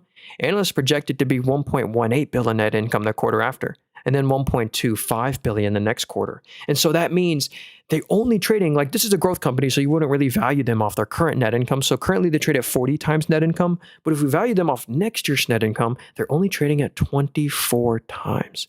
That's where it starts to get very attractive. And that's why I just bought them for the first time ever, pretty much at this exact price. Like I want AppLove as 5% of my portfolio. I'm not going to make it 5% of my portfolio today, but I'm going to go ahead and make it like 1 or 2% of my portfolio because of that cheap 25 forward PE, the incredible free cash flow margins and net margins they have. It's just ridiculous. So yeah, cool advertising stock there. A DK app trades like a meme stock. Yeah, hey, you know, actually, almost like you could say that about Microsoft almost. Like we saw AppLovin is like 50% off its all-time highs. Like look at boring Microsoft. Like for the market cap that they have, literally in just 6 months, it went from 550 to 350. So that's another one I just bought for the first time ever. Right after I bought AppLovin, I bought Microsoft the same day, and I bought Uber. These were my most recent software purchases. So Microsoft, AppLovin, those are my favorite like software names to buy on the dip. I think they're ridiculously cheap and they're too oversold. So you know what? Speaking of that one, I've been seeing some asking about Microsoft. Let me do Microsoft, and we'll kind of get to Nebius. Yeah, hey, we'll get. What's up, Justin? My bad if I'm a little behind here. And Matt, what's up, Matt? Yeah, remind me to get to BB and Luffy. What's up, Monkey D. Luffy? So here's Microsoft right here. I I cannot tell you how just safe of a buy this is. And yo, Puck, sorry if I'm behind here. Thanks for those 40 roses earlier, the lightning bolts. Thanks for those gifts. But yeah, Microsoft right here. This is a Mag 7 company. They're the number one software play, the number two cloud play, and potentially the number one AI play. So if you didn't know, Microsoft owns 27% of OpenAI. And the reason Microsoft is falling is because they're thinking AI is going to take over their software business. You know, think of Excel, spreadsheet, Word, PowerPoint. They're saying AI is going to replace that. Even if that's true, Microsoft is hedged via owning 27% of OpenAI. So yeah, the reason Microsoft is falling because they are the number one software play, and the software business does over 120 billion of annual revenue. It's ridiculous. So 120 billion of annual revenue on their software, but they're also the second biggest cloud business. The number one cloud is AWS, which is Amazon. The second biggest cloud by market share is Microsoft Azure Cloud, which this business also does for them over 100 billion of annual revenue. It's insane. So it's like the number one software play, number two cloud play, huge AI play via their OpenAI ownership. They own 27%, and they also have a 20% revenue share agreement where whenever through 2032, so whenever OpenAI gets revenue, Microsoft gets 20% of that revenue through 2030. And analysts are projecting the net income to be 30.5 bill next quarter, 32 bill the quarter after. So literally, Microsoft, the Mag 7 behemoth, huge software cloud play, only trades at 20 times net income. That is what I think is just like ridiculously cheap. So that's why I just bought them for the first time ever. I only got 3 shares, and I do plan to increase my position in Microsoft as they get cheaper. They might not get cheaper. That's why I'm like, since they're so quality, this could potentially be the bottom, but I don't know.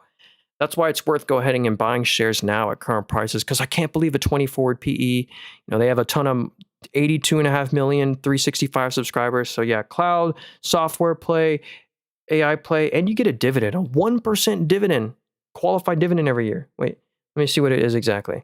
They have a dividend yield of 0.98, so pretty much 1% dividend. You're getting 1% of your money back exactly in a qualified dividend every year that they raise faster than inflation every year. Cool. So let's get to next. I said I'd get to, I forgot what it was. Oh, it was Nebius. Okay, that one NVIDIA just bought. I don't love the super long-term thesis, but they are at an all-time high. So if you own this one, congratulations, because you got to be up. So yeah, this is literally NVIDIA's portfolio. They own a bunch of CoreWeave and they own a bunch of Nebius. And these are two identical companies, or well, fundamentally, all these two companies do is they own a ton of NVIDIA chips in a data center. So there's like nothing proprietary really about this one. They just own a ton of NVIDIA chips. But yeah, they just got a huge deal with Microsoft and Meta. So yeah, Meta gives them a $27 billion order and a big GPU order from Microsoft. So basically, this company is renting out the capacity of their GPUs to companies like Meta and Microsoft. Okay, well, here's what Morningstar says. They believe the current price is overvalued, while massive multi-billion-dollar computing agreements with Meta and Microsoft validate strong near-term AI demand. The company's lack of an economic moat, substantial cash burn, and significant impending shareholder dilution warrants strict caution. So that's one thing you do got to be careful at. Yeah, look at these net income projections. They're supposed to go from losing 98 mil to losing 310 million in net income. Like, that's kind of the sacrifice. So yeah, the revenue is going to go to 580 mil, but is it worth it if the margins are going to collapse? Because again, it's not like a profitable, like, I don't know the long-term thesis here. There is no moat. Is there just a ton of graphics cards in data centers, but they're getting like, they're in such demand right now because chips are so expensive. So instead of buying chips, they're just going to, companies like Meta and Microsoft, yeah, let's just rent out the capacity of chips from other companies because it's cheaper right now. But as it comes more commoditized, the depreciation thesis, that's why I think this one's a tough buy, especially at all-time highs. I wouldn't buy it at all-time highs. They're also headquartered in the Netherlands. So I don't know. Yeah, they're headquartered in the Netherlands. But yeah, it is cool to see they get those huge Meta Microsoft deals, but I would be especially careful at all-time highs. They have dilution. They're expected to lose a ton of money, but the revenue growth is there. But it's just like, I just don't love companies that lose so much money. Like, they're going to lose 300 mil. Like, they're nowhere near profitability. That's unfortunate. All right. Sorry if I was a little too bearish on that one. I just like being fully honest here. Can you do Google next? Sure, let's do Google. I haven't done them a single time today, and I'm super bullish on Google. If you guys have been in the market, you would see software and cybersecurity stocks fell like crazy on Friday. Like Palo Alto and Fortinet fell 5% on Friday because of something called Anthropic. Anthropic owns something called Claude Code, and they released their own cybersecurity product. If you didn't know, Google owns 15% of Anthropic. So they're kind of hedged. Actually, they own Google Gemini. That's almost like arguably like they've beat OpenAI at their own game. Google Gemini is just as successful, just as good as ChatGPT. So they have Gemini. They own 15% of Anthropic. They have a huge TPU business. Google signs long-term TPU deal with Broadcom, and they just rose YouTube Premium prices. And I will say, I pay for YouTube Premium, and I will not be canceling my YouTube Premium. I was actually doing the math on this. Let me actually see if I can pull up. I did that for fun on my Discord right here. Random was like, yeah, look at this. So they just rose YouTube Premium by $2 a month, and they have 125 mil. But let's say 115 million people are paying the $2.99 a month more. That's $700 million a quarter of 100% margin net income for them for the rest of the time. Look at this. Google Gemini's daily active users surged 300% to 89 million, maintains a 90% global search market share. Google is not being replaced by AI. Anthropic Claude showed strongest growth with daily active users up 840%, but they own 50% of that. Anyway, they're almost like a chip play. Meta spent billions of dollars buying Google's chips. So Meta's a big customer. So they own YouTube. They're an advertising company. They're a cloud play. I forgot to mention the cloud business. The Google Cloud's the third biggest market share, one of the biggest growth drivers. They own Waymo. They're in quantum chips. They're in TPUs. They're an AI play, a subscription play, advertising play. I mean, I just can't say how bullish I am on Google enough. And I am a shareholder of Google. So full disclosure, they're my largest holding, but they're my largest holding for a reason. I'm up 94% on them. So yeah, I'm just like, they're supposed to make over 30 bill in net income for the rest of the time. Like, yeah, they're supposed to make 31 bill next quarter, 33 bill in net income the quarter after. And every quarter they just beat on net income because of how good they're doing with their chip business, their ads, the Gemini, their investment in Anthropic. Like I just like YouTube, Waymo, I should say Waymo is even doing incredibly well right now. They're like they're in robotics as well. Like if you love the growth story behind Tesla, if you really think robotics and autonomous vehicles are the future, you would love Amazon and Google stock way more than Tesla if you actually did real research. I promise you. Anyway, I love Google. I love Amazon. I love Microsoft. They're all steals of deals, I think, right now. All right, let's keep going here. What app is this? Yeah, hey, I'm on a brokerage right now, or this one I'm on right here. I'm assuming you're talking about is my favorite one. It's in the very first link in my link tree there. I have all these apps linked in my link tree, but this one's the best brokerage to buy stocks on and analyze stocks. It's completely free, costs nothing. But if you end up depositing like $100, we'll both get like a free stock. If you want to use my affiliate link, first link in my link tree there. All these apps are linked up there. Robinhood's the second link. Weeble's linked up there too. But I really... this is the best brokerage to buy stocks on. And for free, there's no monthly cost. It's completely free. You get a 3.35% APY on your idle cash. With Robinhood, you have to pay them $5 a month to get that. It's crazy. So yeah, this is all right.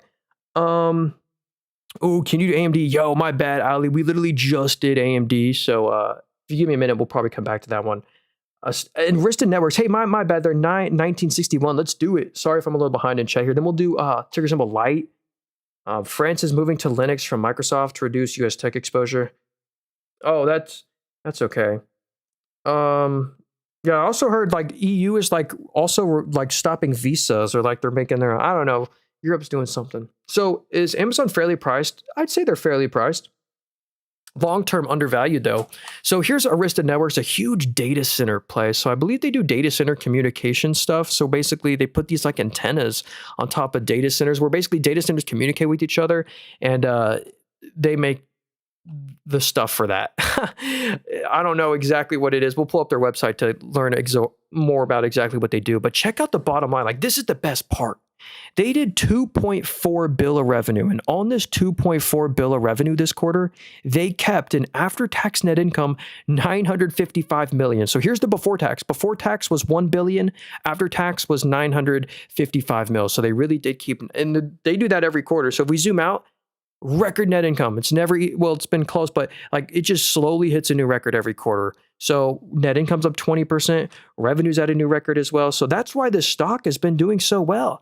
Revenue's at a record, net income's at a record. And let's see what the free cash flow is. Yeah, FCF, that's what free cash flow stands for. It's also at a record. So incredible profitable growth. Like they literally, net margin of a 38 to 40%. So you go spend $100 on one of their chips or whatever, they keep $40 of that after tax. So it looks like they're a hardware play. Let's go check out their website right here. I guess trying to find some pictures here. But anyway, you kind of get what I mean here. Some sort of network applications. It's gigabit Ethernet switching. Anyway, some sort of AI infrastructure beneficiary. Seems pretty cool. And they're printing net income. I love that net income. I mean, it's just crazy. So here's another AI infrastructure play that NVIDIA just bought. This is like a copper optic fiber provider for data centers. Let's see. This is a company called Lumentum. Lumentum expects production capacity fully booked through 2028 on hyperscale demand. JP Morgan raises price targets following investor presentation day. All right, pretty cool. Let's go look at the revenue. So yeah, NVIDIA is a big shareholder of this. Well, not a big shareholder, but they bought like 5% of the company, I think. But yeah, if we go right here, they sell components for data centers. I'm sure the future growth is what we really want to look at. Yeah, look, the revenue is going to go from 480 to 920 mil. So they're going to do 920 mil of revenue in 2 quarters, and they're going to keep after tax 172 mil. So you're going to have like a 20% net margin on that. That's insane. So it's really the future growth. So they're going to be doing close to like, we'll be generous. 180. Let's see. Well, let's do a generous multiple. Let's see how. Actually, it's not even too generous. Let's see. So 64 divided by 0.72. Okay, wait. I'm doing my math. Well, anyway, they're at an 81 forward PE. They are expensive. So they do trade at 81 times next year's net income. So yeah, they are expensive. But yeah, they've pretty much priced in all that future growth. The stock price appreciation is pretty insane. So I don't know if I'd buy this stock right now at all-time highs, but I can see definitely why they're at an all-time high, because that future growth expectation is insanely good. Revenue's going to double. EPS is going to, they were losing money at the same time last year. They're going from a company that used to lose 100 mil a quarter. Here was 2024, 2025. They were losing 100 mil a quarter. Now they're going to be making like 100 to 200 mil a quarter. So they've really, like, the business has fundamentally changed this past year. And that's why the stock price appreciation has just been parabolic. All right. Charlie said, what do you think of XOVR ETF? XOVR? I've not heard of that one. XOVR. And then we'll do Arista Network is the switches and software inside the data centers. They connect the chips. Hey, thanks for that, Zach. So yeah, there's a little more detail on Arista Networks. So here's XOVR. This is Enterprise Private Public Crossover ETF. What do they own? So they 4% in NVIDIA, then Meta, Ubiquity. Actually, that's like an international play, I believe. Yeah, aren't they? Well, maybe not. Headquartered in New York. No, they're a U.S. company. Actually, this is exposure to SpaceX. So actually, this could be like a SpaceX play. So 40% of the ownership is in SpaceX. Then it's NVIDIA, Meta, Ubiquity, Arista Networks. I love all these holdings, actually. I don't know about SpaceX because I can't really look into their financials, but they own ResMed as well. That's a cool sleep apnea play. I love interactive brokerages as well. Like, these are all great holdings. Wonder what the expense ratio fee is. Let's hope it's not 0.75. So that is a bit of an expensive expense ratio fee. But it seems like they have that because it's basically SpaceX exposure. All right. Mickey said, can you do CLS? Let's do it. Oh, Celestica. I believe this is another optic fiber company. Let's check out any news right here. Reports full year revenue. Is there any certain news here? All right. Well, anyway, good earnings because this actually, pretty much all-time high on Celestica. So congrats if you own this company. Let's see. So connectivity and cloud solutions segment surged 64%, driven by strong AI and hyperscale demand. So yeah, if you're looking for an AI beneficiary, this looks like one that's there.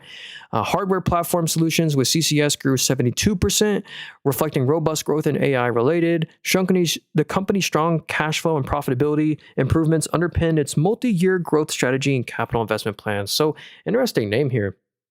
Let's check out the revenue. So yeah, some sort of a connectivity and cloud solution company here. Revenue, wow, it's up 43% this quarter. So the revenue's up 43, and that's after it grew 19. So they're on a nice streak of growth, and they're super net income positive. Yeah, I think it's the most profitable they've ever been. Yeah, that's insane. And I think they're not expecting it to stop. Yeah, first off, no wonder they're gapping up on earnings day every time because they're beating on expectations. Like, analysts last quarter expected 156. They did 267. They expected 221. They did 267 this quarter. So I just expect them to probably just continue to crush on net income expectations. So they're doing well over $1 billion in net income a year now. That's impressive. And the company's worth $40 billion. So it's not even that ridiculously expensive. Only a 38 times forward PE. So Yeah, if I was short, I probably wouldn't trim that one. I'd probably just let that one continue to climb higher. That's impressive. Any thoughts on IYH? Is that another ETF? IYH. So the iShares US Healthcare ETF. So, oh, interesting. If you don't know which healthcare stock to buy, like if you're like, I don't know whether to buy HCA Healthcare or AbbVie or UNH, you could just buy this whole ETF right here. Let's see what it owns. So yeah, it's the top companies by market cap. So Eli Lilly, Johnson and Johnson, AbbVie, United Healthcare. It's probably the ETF has probably been performing a little slower than expected because of the United Healthcare, Elevance Health, the Medicare insurance names have probably been holding this ETF down for a little while. But it's actually a great way to get exposure to healthcare, just the whole sector. So if you don't know which individual company to buy, it's a great way to just get exposure to that sector. I actually do own AbbVie. Just bought them as well. I'm down 5% on my AbbVie. I love that one. And I own HCA Healthcare, the largest hospital group publicly, in the world. So yeah, they're publicly traded. So, all right. If you think light is expensive, look at AAOI. All right, let's check out AAOI. So this is Applied Optoelectronics. So actually they're worth 11 billion. I thought they'd be like worth a lot less considering the chart. So they have had massive stock price appreciation. So they're worth $11 billion. They must have a lot of future growth expected. So cable television, So, but it looks like I'm assuming the growth is in data centers. Well, look at the forward forecast. So yeah, revenue is going to double. It's going to go from 100 to 190, and they're actually going to make $4 million net income. I mean, that's still ridiculously expensive. Like, still ridiculously expensive, but I can see why they've had so much stock price appreciation because there is real future growth that is being priced in. Revenue is going to more than double, and they're actually going to pretty much lose no money, potentially going to be making net income every quarter for the next couple of years. I don't know. So communication equipment, let's see, manufacturer of optical communications, optical devices, laser diodes, photodiodes, related modules and circuitry. So yeah, probably those kind of stuff are being used in data centers. And that definitely has to be why the stock is rallying right now, because of data center demand for their products. Hey, what's up, Rick? John 316. Hey, what's up, Decisive? Good to see you.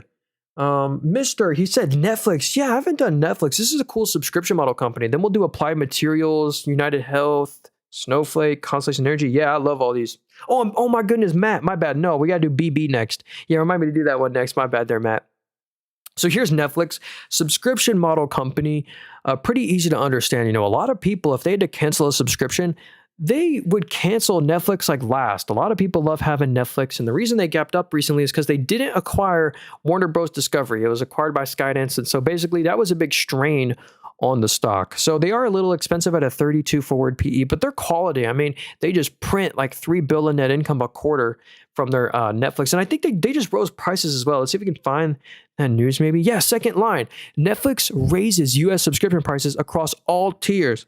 Analysts project revenue growth to exceed the 2026 guidance. Pretty crazy. And if you notice also as well, YouTube Premium just rose prices last week, and Spotify did last month as well. It's like all these subscription model companies are raising prices, and I believe they have the pricing power. Like, I'm certainly not canceling my Netflix or YouTube subscription. Look at this. Netflix walks away from Warner Bros. Discovery acquisition, and literally because of this, they collected $2.8 billion of free net income as a breakup fee.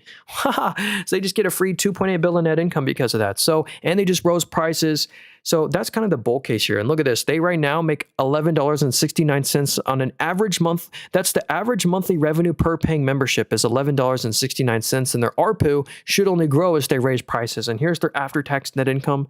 Netflix easily makes $2.5 to $3 billion net income, a quarter of net income, and free cash flow. So if you pay for Netflix subscription, why not own some of the stock as well? It's probably a little pricey at today's numbers, but I'd certainly put it on the watch list. They actually report earnings this week on the 16th. So today is April 12th. On April 16th, they report earnings. So if you're a shareholder, watch out for this week's. There should be a lot of volatility with that. Here's kind of what the analysts are expecting. And maybe with their price raise, they'll be, who knows, maybe they'll raise guidance. That's might be what investors really focus on if they raise prices.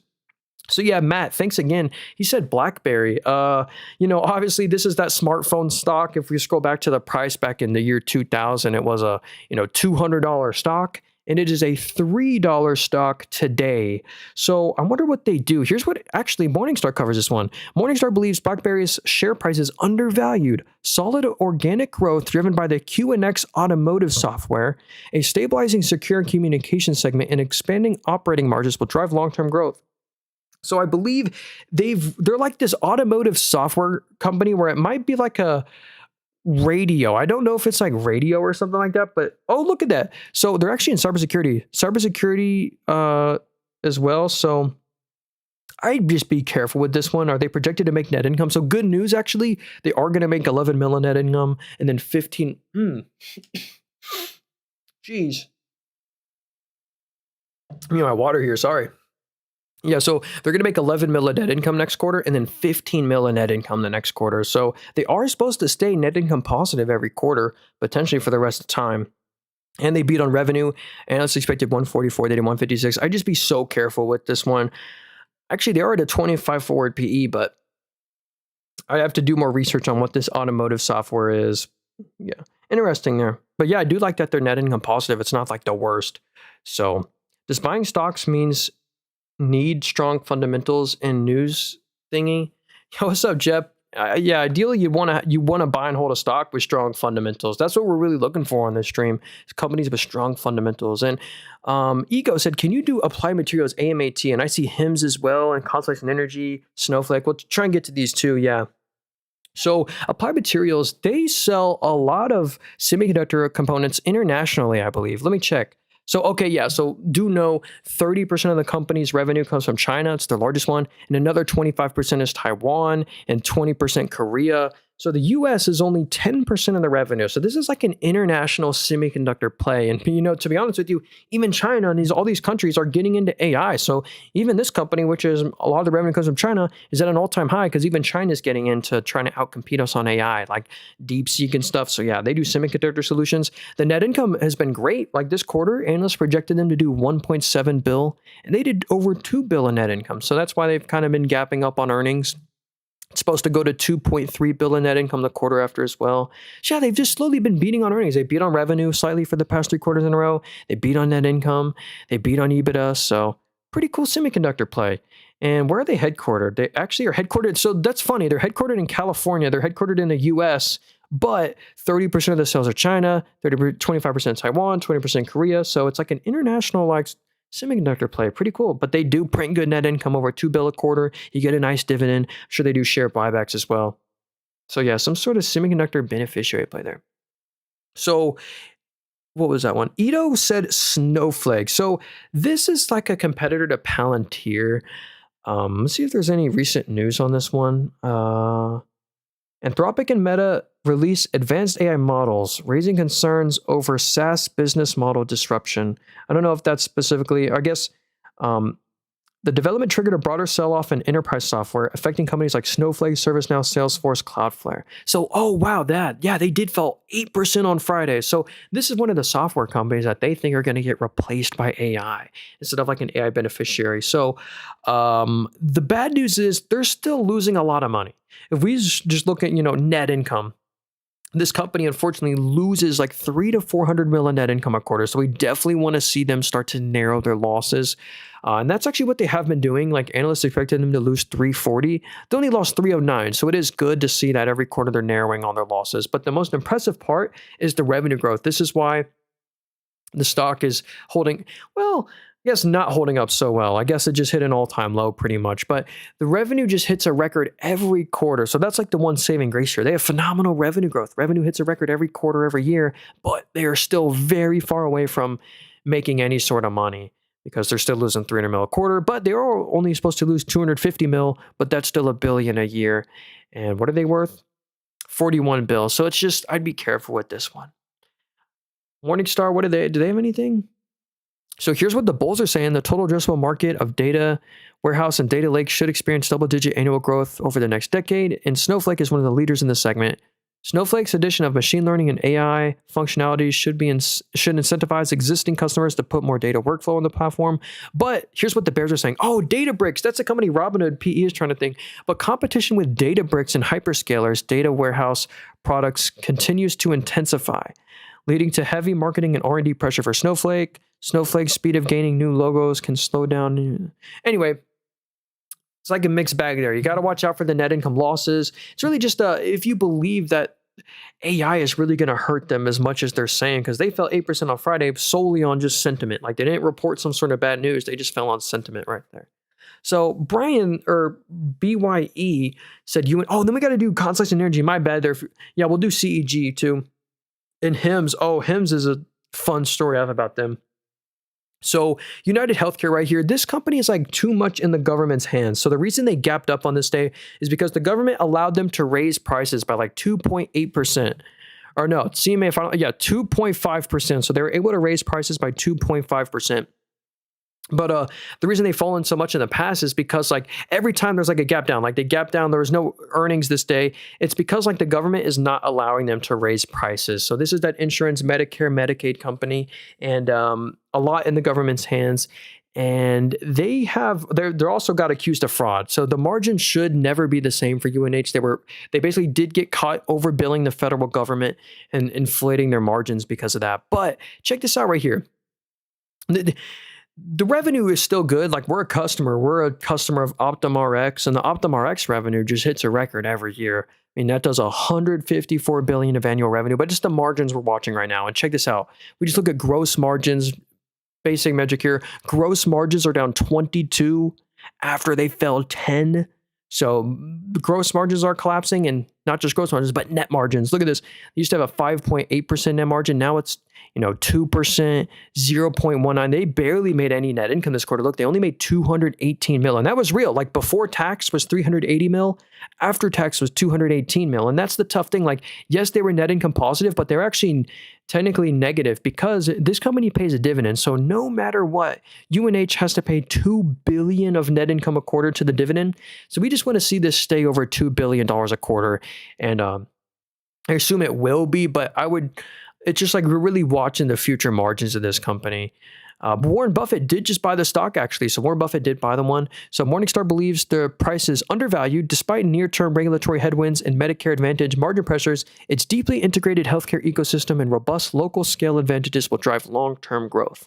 So yeah, we're just watching margins in the future. So 2.9% dividend yield, and Warren Buffett just bought them. So yeah, I just personally am just staying away from that one because it is kind of just too much in the government's hands. But I kind of own another stock that also benefits from the Medicare going up by 2.5%. The same day that happened, HCA Healthcare went up a bunch. This is the largest hospital group.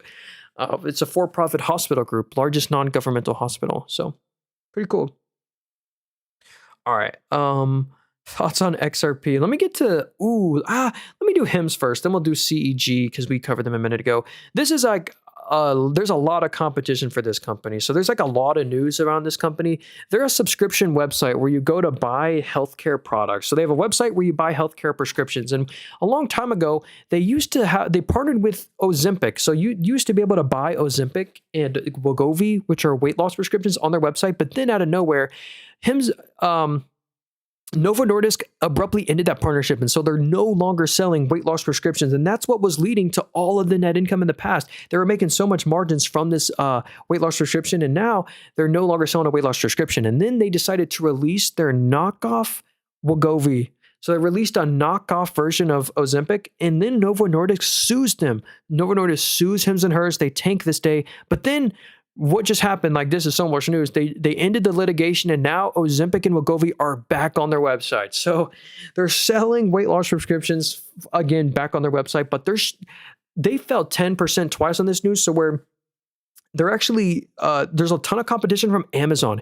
Amazon now sells Wegovy and Ozempic pills, and they also sell Eli Lilly's healthcare stuff. So basically, there's just a ton of increased competition from Amazon right now.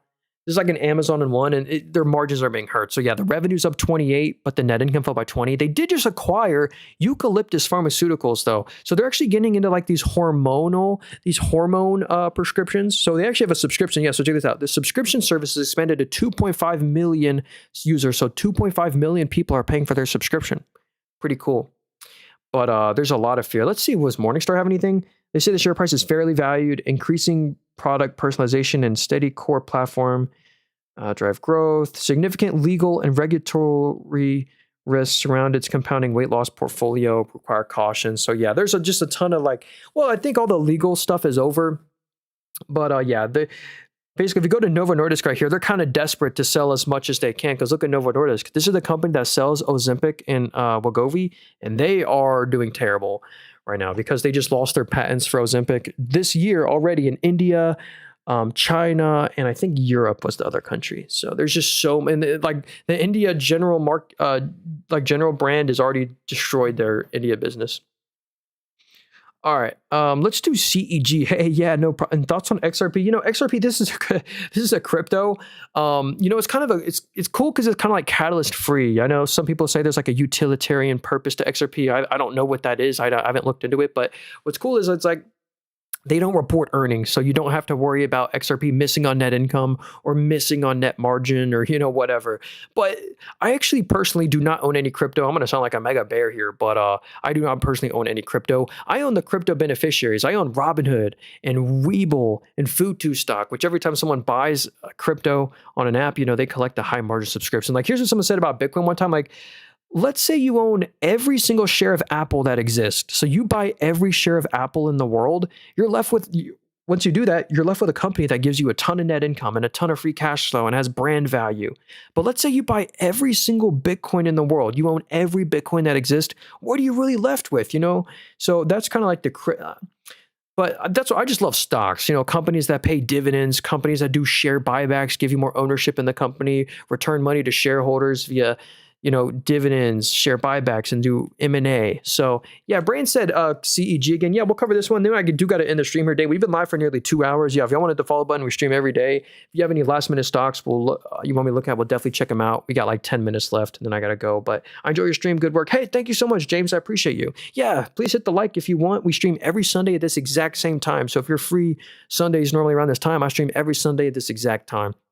So here's CEG, Constellation Energy. This is your number one nuclear play, and I do own a bunch of this stock right here, full disclosure. So if I head over here to my Robinhood account, I do own 15 shares of Constellation Energy. I was looking at the utility sector. So I'm a believer that these chips and stuff are like, I want to own some sort of utility company because utilities are going to benefit from AI, data centers and chips. And I found Constellation Energy is the most beneficiary one as an unregulated utility that owns the most amount of nuclear reactors. They literally own, you're not going to believe this, over 30% of all the US's nuclear reactors. So it's the largest pure play for nuclear energy. There is no close second. Close second would be like Vistra Energy, but they only own like 4 or 5 nuclear reactors. Constellation Energy owns like over 30, which is pretty insane. So the number one nuclear play. And they have a great dividend. They do share buybacks. They do M&A. Oops, I just realized my thing was glitching there. But yeah, they have a 0.55% dividend. They're the number one geothermal play, number one nuclear play, and they're not even that expensive. If you look on the right, they're only trading at 26 times forward PE. So they only trade at 26 times next year's net income, which is pretty cool. So yeah, they're very exposed to the PJM auction prices, which is like these states all come together for this one electricity price auction. And the electricity prices have been through the roof because of data centers. And this is one of the main beneficiaries. So yeah, Constellation Energy, they're still a slight bit pricey, but I love that one. Oh, I saw SoFi. Oh my goodness, I love SoFi Technologies. If you're looking for a fintech, we haven't even looked at them today. I do own SoFi, and I regret every share I've ever sold of SoFi. I only own 24 shares left, and I'm up 170%. Same with like Robinhood. My biggest regrets ever are selling out of stocks. It's not like having big losses on UiPath. It's actually selling out of great companies like Robinhood. You used to own 55 more shares. On SoFi, you used to own a lot more shares, but I might get the chance to buy more SoFi. Here's why. Here's why I really like them too. This isn't just some meme company. Like a lot of people associate SoFi with just some meme stock, but they are no meme. They have incredible growth. If you are a shareholder, one of the main metrics you want to look at is their financial services right here. This has been the real growth driver that's crushed expectations because no analyst expected it to be this growthy. They expected like a 40 to 50% annual CAGR, but look at this. It grows 80 to 100% every quarter. Like it's up 78% after it grew 101, after grew 114, after grew 290. Like they're on a streak of growth where every quarter the revenue just hits a new record. So if we look at an annual trend of that, I mean, in 2021, it was 58 mil for the whole year. Now it's 1.54 billion and 500 mil just this quarter. So it's going to be 2 billion for the full year next year. And they beat expectations. So yeah, here's what the analysts expect. The orange line is what they expect. They beat on revenue every quarter and they beat on net income every quarter. And analysts are projecting the net income to go from 97 million on the left to 197 million. So the net income growth is not gone. So if we look at next year's net income as a multiple, literally they only trade at 24 times next year's net income. That's why I think SoFi is very good. It's a very good price to start nibbling. So if you wanted SoFi as 5% of your portfolio, I would not make it 5% of my portfolio today, but I would like low key go ahead and make it like 1% because like the forward PE of a 25, I don't see it getting much cheaper. And this is what you want to see. The revenue just hits a new record every quarter. Like this isn't just some meme stock. The revenue hits a new record and they're going to be doing 200 mil of net income, after tax net income a quarter from now on. Like pretty insane with like near 20% net margins. And JP Morgan's a big fan of them. JP Morgan owns them. So SoFi is a great financial fintech play. Let's see if there's any recent news. Usually there's SoFi ranks first on Forbes best banks list in US, surpassing major legacy banks. Crazy. SoFi launches big business banking platform to integrate fiat and crypto transactions with major partners. Yeah, pretty cool. Ooh, let's see. Oh, I forgot to get to that one earlier. GE Aerospace. Yeah, this is like an invaluable, like no one can replace GE Aerospace. They're the number one. They service commercial engines. So if you ever like go on an airplane, they have to do these like safety security checks where if there's even a little dink in one of the like panels, they got to redo the whole servicing. So yeah, basically most of the revenue is this high margin reoccurring commercial engine servicing and repair business. And check out the growth. It's been very good. It's up 23 after grew 19. And we just combine all the revenue together. They've been crushing expectations. Look at the orange line. Orange line, they expected 11.1. They did 11.8. But the most impressive was the net income. And this wasn't like some one-time adjustment either. They're really beating like 30% on EBITDA. Analysts projected 1.75. They did 2.54. And same with last quarter. They expected 1.8. They did 2.15. And that's real. That's like they really beat on EBITDA like that. That's insane.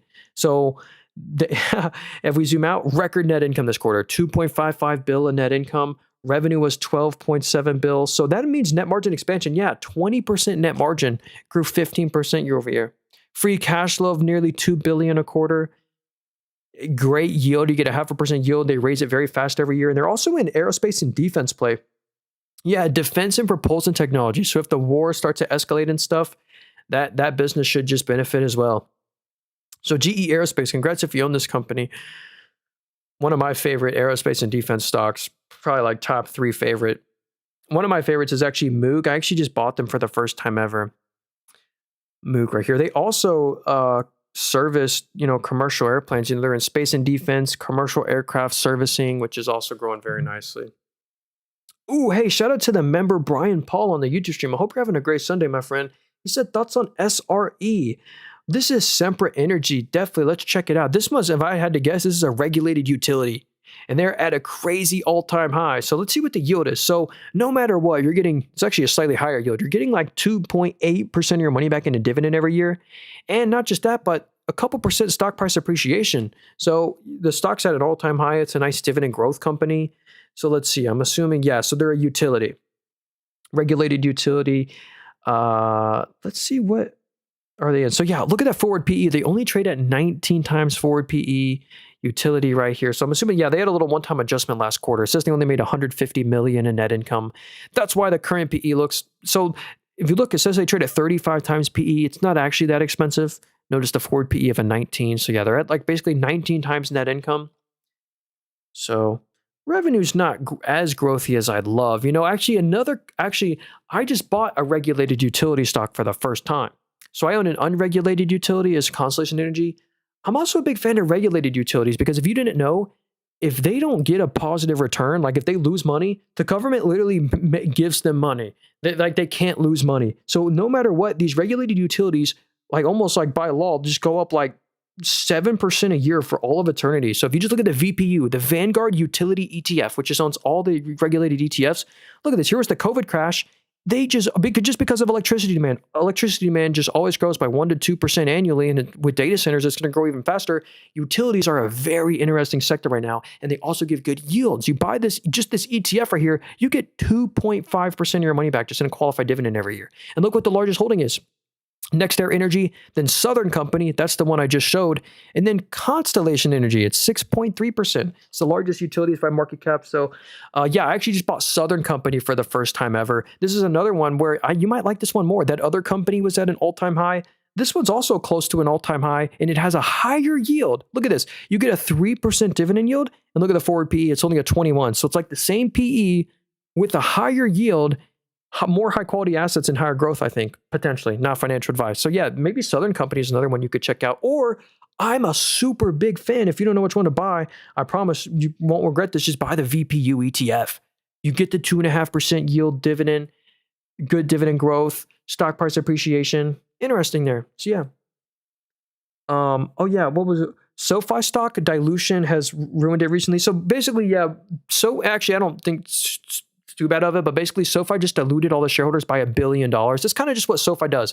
They issue shares and then they loan out that money. So they usually loan out the money and get like over a 10% return a year. But fortunately, SoFi did that share dilution back here at $33. I think it was at like it was just over $30 a share is when they diluted the shareholder by $1 billion. But I think they did a little bit more dilution back here. But their main $1 billion dilution was right at $30 a share, which I'm actually okay with. It's almost it's cut in half since then. Dang, it's a $16, $15 stock.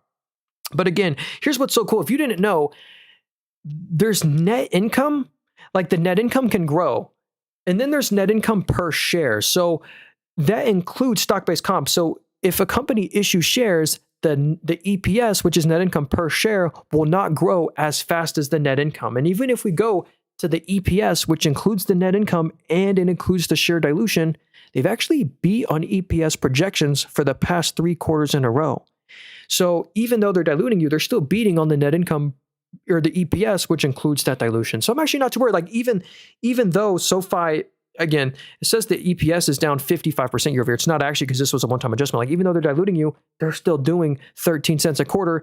And even on these projections of 14 cents in 2 quarters, SoFi only trades at 25 times next year's net income. So that's why me personally, I am not actually worried about the share dilution that SoFi just did. So, but you're right. It's never a good sign really when a company dilutes shares. But in this case, I wasn't too upset because they just loan out that money and get like 10% plus on that. So pretty cool. All right, let's see. I saw CLS.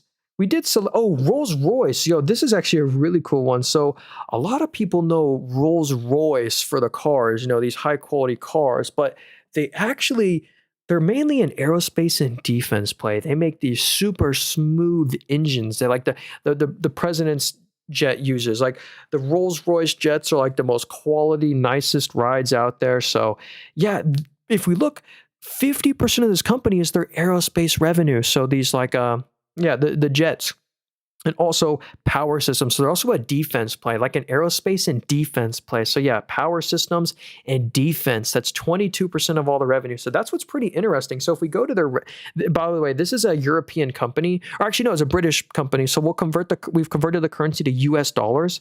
And that's also why they report weird.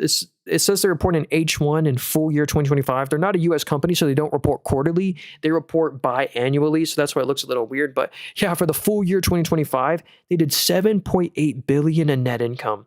Pretty crazy.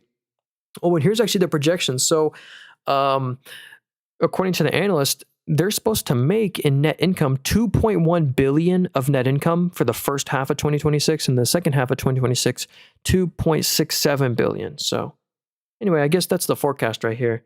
35 forward PE might be a little expensive, but that's kind of in line with all the quality aerospace and defense stocks are, like a Raytheon or like a GE Aerospace. They're all like a 30 forward PE. So yeah, I can see why the stock has done so well, because of all the warfares. Let's see if there's there's no news around them recently. But anyway, interesting name there. What is this one right here? Celestica. This one is like an AI infrastructure play, like a fiber optics company. They're pretty much at an all-time high. They remind me of Amphenol. If you like this stock, you'll also love Amphenol, which is cheaper. But yeah, they're at a 38 forward PE, which isn't even that expensive. But yeah, just check out the future growth right here. revenue is going to go from 2.8 to 4.12. So the revenue is going to explode higher. And not just the revenue, but the net income as well. They're going to make 245 mil of net income on that. And notice how they beat on net income every quarter. They usually beat on net income by a huge chunk. So yeah, there's just a lot of future growth expected for this company. And that's what's really being priced into the stock right now, the future growth of Celestica. So pretty cool. Actually, let's see if we can get like an earnings hub here.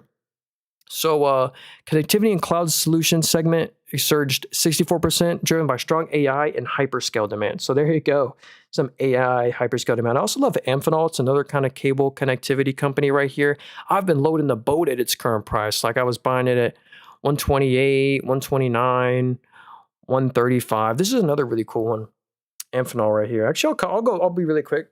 This one. So yeah, another huge growth. Or if we go to their communications business, this is up 77 after grew 44. Like it's growing like 80 to 100% a quarter now. And not just the communications, but also their harsh environment solutions. Also like 10% of this company is aerospace and defense.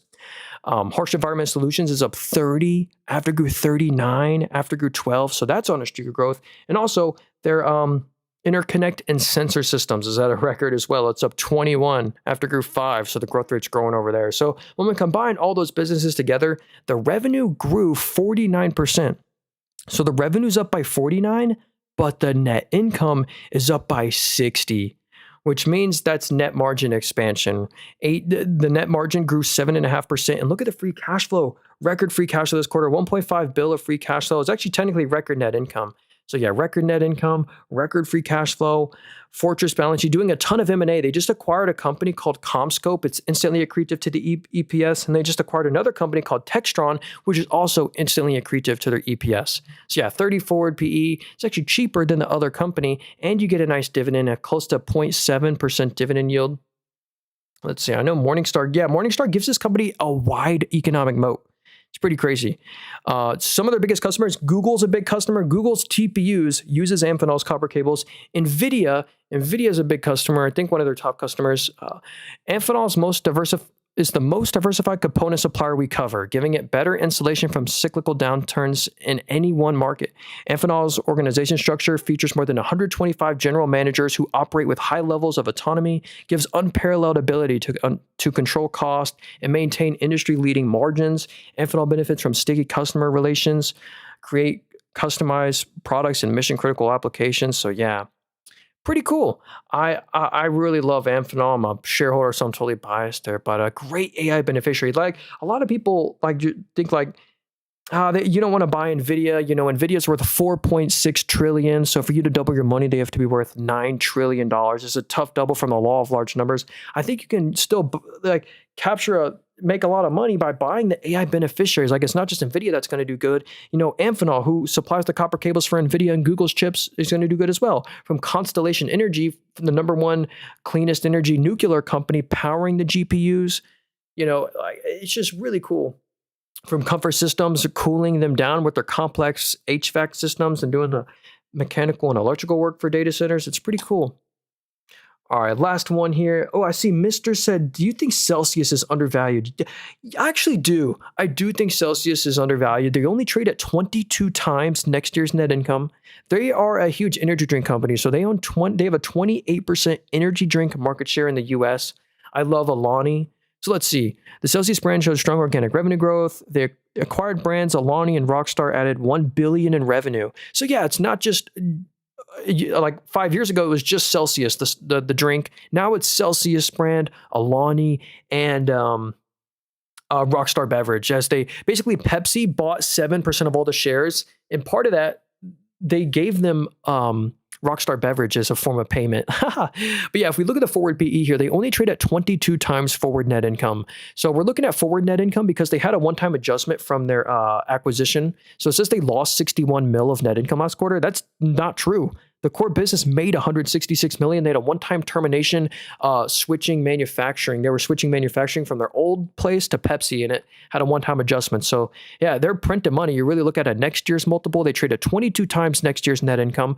They're doing a ton of M&A. Of course, they just bought Alani for 1.3 billion. So yeah, Alani now has 8.8% of all the shares. So I'm a big fan of Celsius. 28% market share now. And look at what the analysts are forecasting. Net income is supposed to be 74 million next quarter and then 113 million the quarter after. So they're pretty much going to be doing close to 100 million net income a quarter. And so that's a 20. Well, let's see. Let's do our multiple. So let's do 9 divided by 0.4.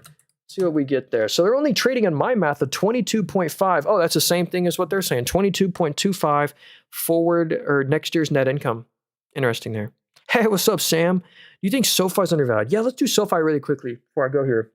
When I see Novo Nordisk, I really have to go. This is SoFi. We actually just covered them. I love this stock. I do think they're undervalued. If you're trying to, judge their growth, one of the growthiest metrics on SoFi that's crushed expectations is its financial services. Like a lot of people hear SoFi, they think it's just some meme company, but they're no meme. They have real growth. Their financial services right here is so good. It's up 80% after 85%, after 141% growth, after 80. So they're on this insane streak of growth. No analyst expected to continue to CAGR at like 70 to 100% every quarter. That's all the year-over-year growth rates. It's always 70 or 100% year-over-year growth. That's incredible. And that's just one business. So yeah, if we go to what the analysts expect, they've been beating on every metric every quarter. They beat on revenue. They beat on net income the past 3 quarters in a row. And the future expectations are really good.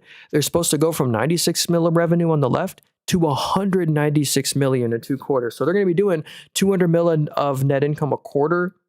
So close to basically $1 billion in net income a year, potentially 2 years out. Big lending company. So they did just dilute the shareholder by $1 billion. So a lot of people are worried about the dilution. I'm not worried about the dilution. We can see they even beat. So EPS includes the share dilution. So EPS is net income per share. So it includes if they add more shares, it would make the EPS go down artificially. They still beat on EPS every quarter, and EPS projections are still going to double. So I'm a real big fan of SoFi. I'm totally biased because I do own shares. And first off, I regret every share I've ever sold of SoFi. I got 24 shares left. I'm still up 172%. But here's why I think they're undervalued. Because if we value them off next year's net income, they only trade at 24 times next year's net income. So or next year's PE. So I really do like SoFi. The revenue just hits a new record every quarter. So it's no meme. They're a real growth company, in my opinion. So I'm actually looking to nibble and buy a few more shares. What are your thoughts on NVO? Yeah, so Novo Nordisk right here, I am just kind of staying away from this one. This is the weight loss company. It's a pure weight loss play. So they own Ozempic and Wegovy. But if you didn't know, the patent expiration has been a huge strain on the stock. So literally last month, here's some news. Novo Nordisk loses semaglutide patent protection in India as generic captures 33% market share. It's not just India. And this was last month. It expired in March 2026. They lost their patents for Ozempic or semaglutide in Europe, India, and China. So there's just a ton of increased competition now in some of these markets. But yeah, Novo Nordisk launches high-dose Wegovy at $400 a month, undercutting Eli Lilly's price by 40%. So yeah, one thing is there's a lot of competition from Eli Lilly, Zepbound. So anyway, it's just the future growth expectations are kind of cooked. So if we go to like the revenue, like even analysts, look at this, the revenue is going to go from 12.15. It's supposed to fall. Already revenue is going to fall to 11.28. So revenue is supposed to fall, and even the net income. So if we look at the right now net income multiple, they trade at 10 times net income, but they trade at 11.6 times next year's net incomes because the net income is supposed to go down, revenue is supposed to go down, but it's still like diabetes and obesity care. That's what this company does. Pretty much still number 1 market share. So it's really just, what do you think? Do you think that there's going to be, are the patent expirations, or is the increased competition from Eli Lilly, and, is that really, is it all fully priced in? Is the worst over for this company? Who knows? Because they really are beaten down, and they have a near 5% dividend. So, anyway, though, I don't know if I buy it, but I don't know. It's interesting there. Dang, I have to go right now. What's up, the Burge and George? It's cool to see a few new people in here. Sir, man, what's up, man? You've been buying Meta? I have not been buying any more Meta, just because I've been buying new companies. I just bought for the first time ever Microsoft, Apple Oven, and Uber. These are all 3 of my most recent purchases. So yeah, George, I'm so sorry. I have to go here. He says APLD or Marvel. Yeah, actually, I'll be in Marvel. So I have to go in 60 seconds because I have to be upstairs at 2 o'clock to go to church. But yeah, Marvel Technologies, they're a $112 billion company, and they're finally profitable. So check this out. And the future growth is so good. Revenue is supposed to hit 2.6 billion. But if we zoom out on their net income right now, before today, this was a very choppy company. They were barely making any profits, but here's the net income now. They're printing money, 400 mil in net income this quarter. And it's actually, that's the before tax. After tax, so before tax was 413, after tax was 400 mil. If you're wondering, why did they make 1.9 bill last quarter? Because before tax was 360. So how did they make 1.9 billion? They actually sold off a segment of their business. So if you go to their cash from investing activities, this was positive 2.4 billion. Because again, you usually want this to be negative. If this is negative, that means they're buying new assets. And if this is positive, that means they're actively selling out of their own assets. So I think while I was reading into this, they sold off like a low margin, low growth part of their business for 2.4 billion, and they're focusing on the high margin chips. So that's why the net income bumped up right there. And that's why the PE ratio is going to look odd when we look at their current PE. So it says they're trading at 41 times PE. They're not actually, it's actually like 100 times PE, but the forward PE is at 63. I got to go right now. I love you all. Thank you so much. Please hit the like and follow button. Thank you so much for watching. We stream every Sunday this exact same time. Oh yeah, and if you want to get this app I'm on, if you're trying to buy stocks, it's my favorite app to buy stocks on. It's the very first link in my link tree in my bio for my affiliate link if you'd like to check it out. But yeah, we might be live later tonight, but thank you. And thank you to everyone on the YouTube stream the most. Y'all are the best.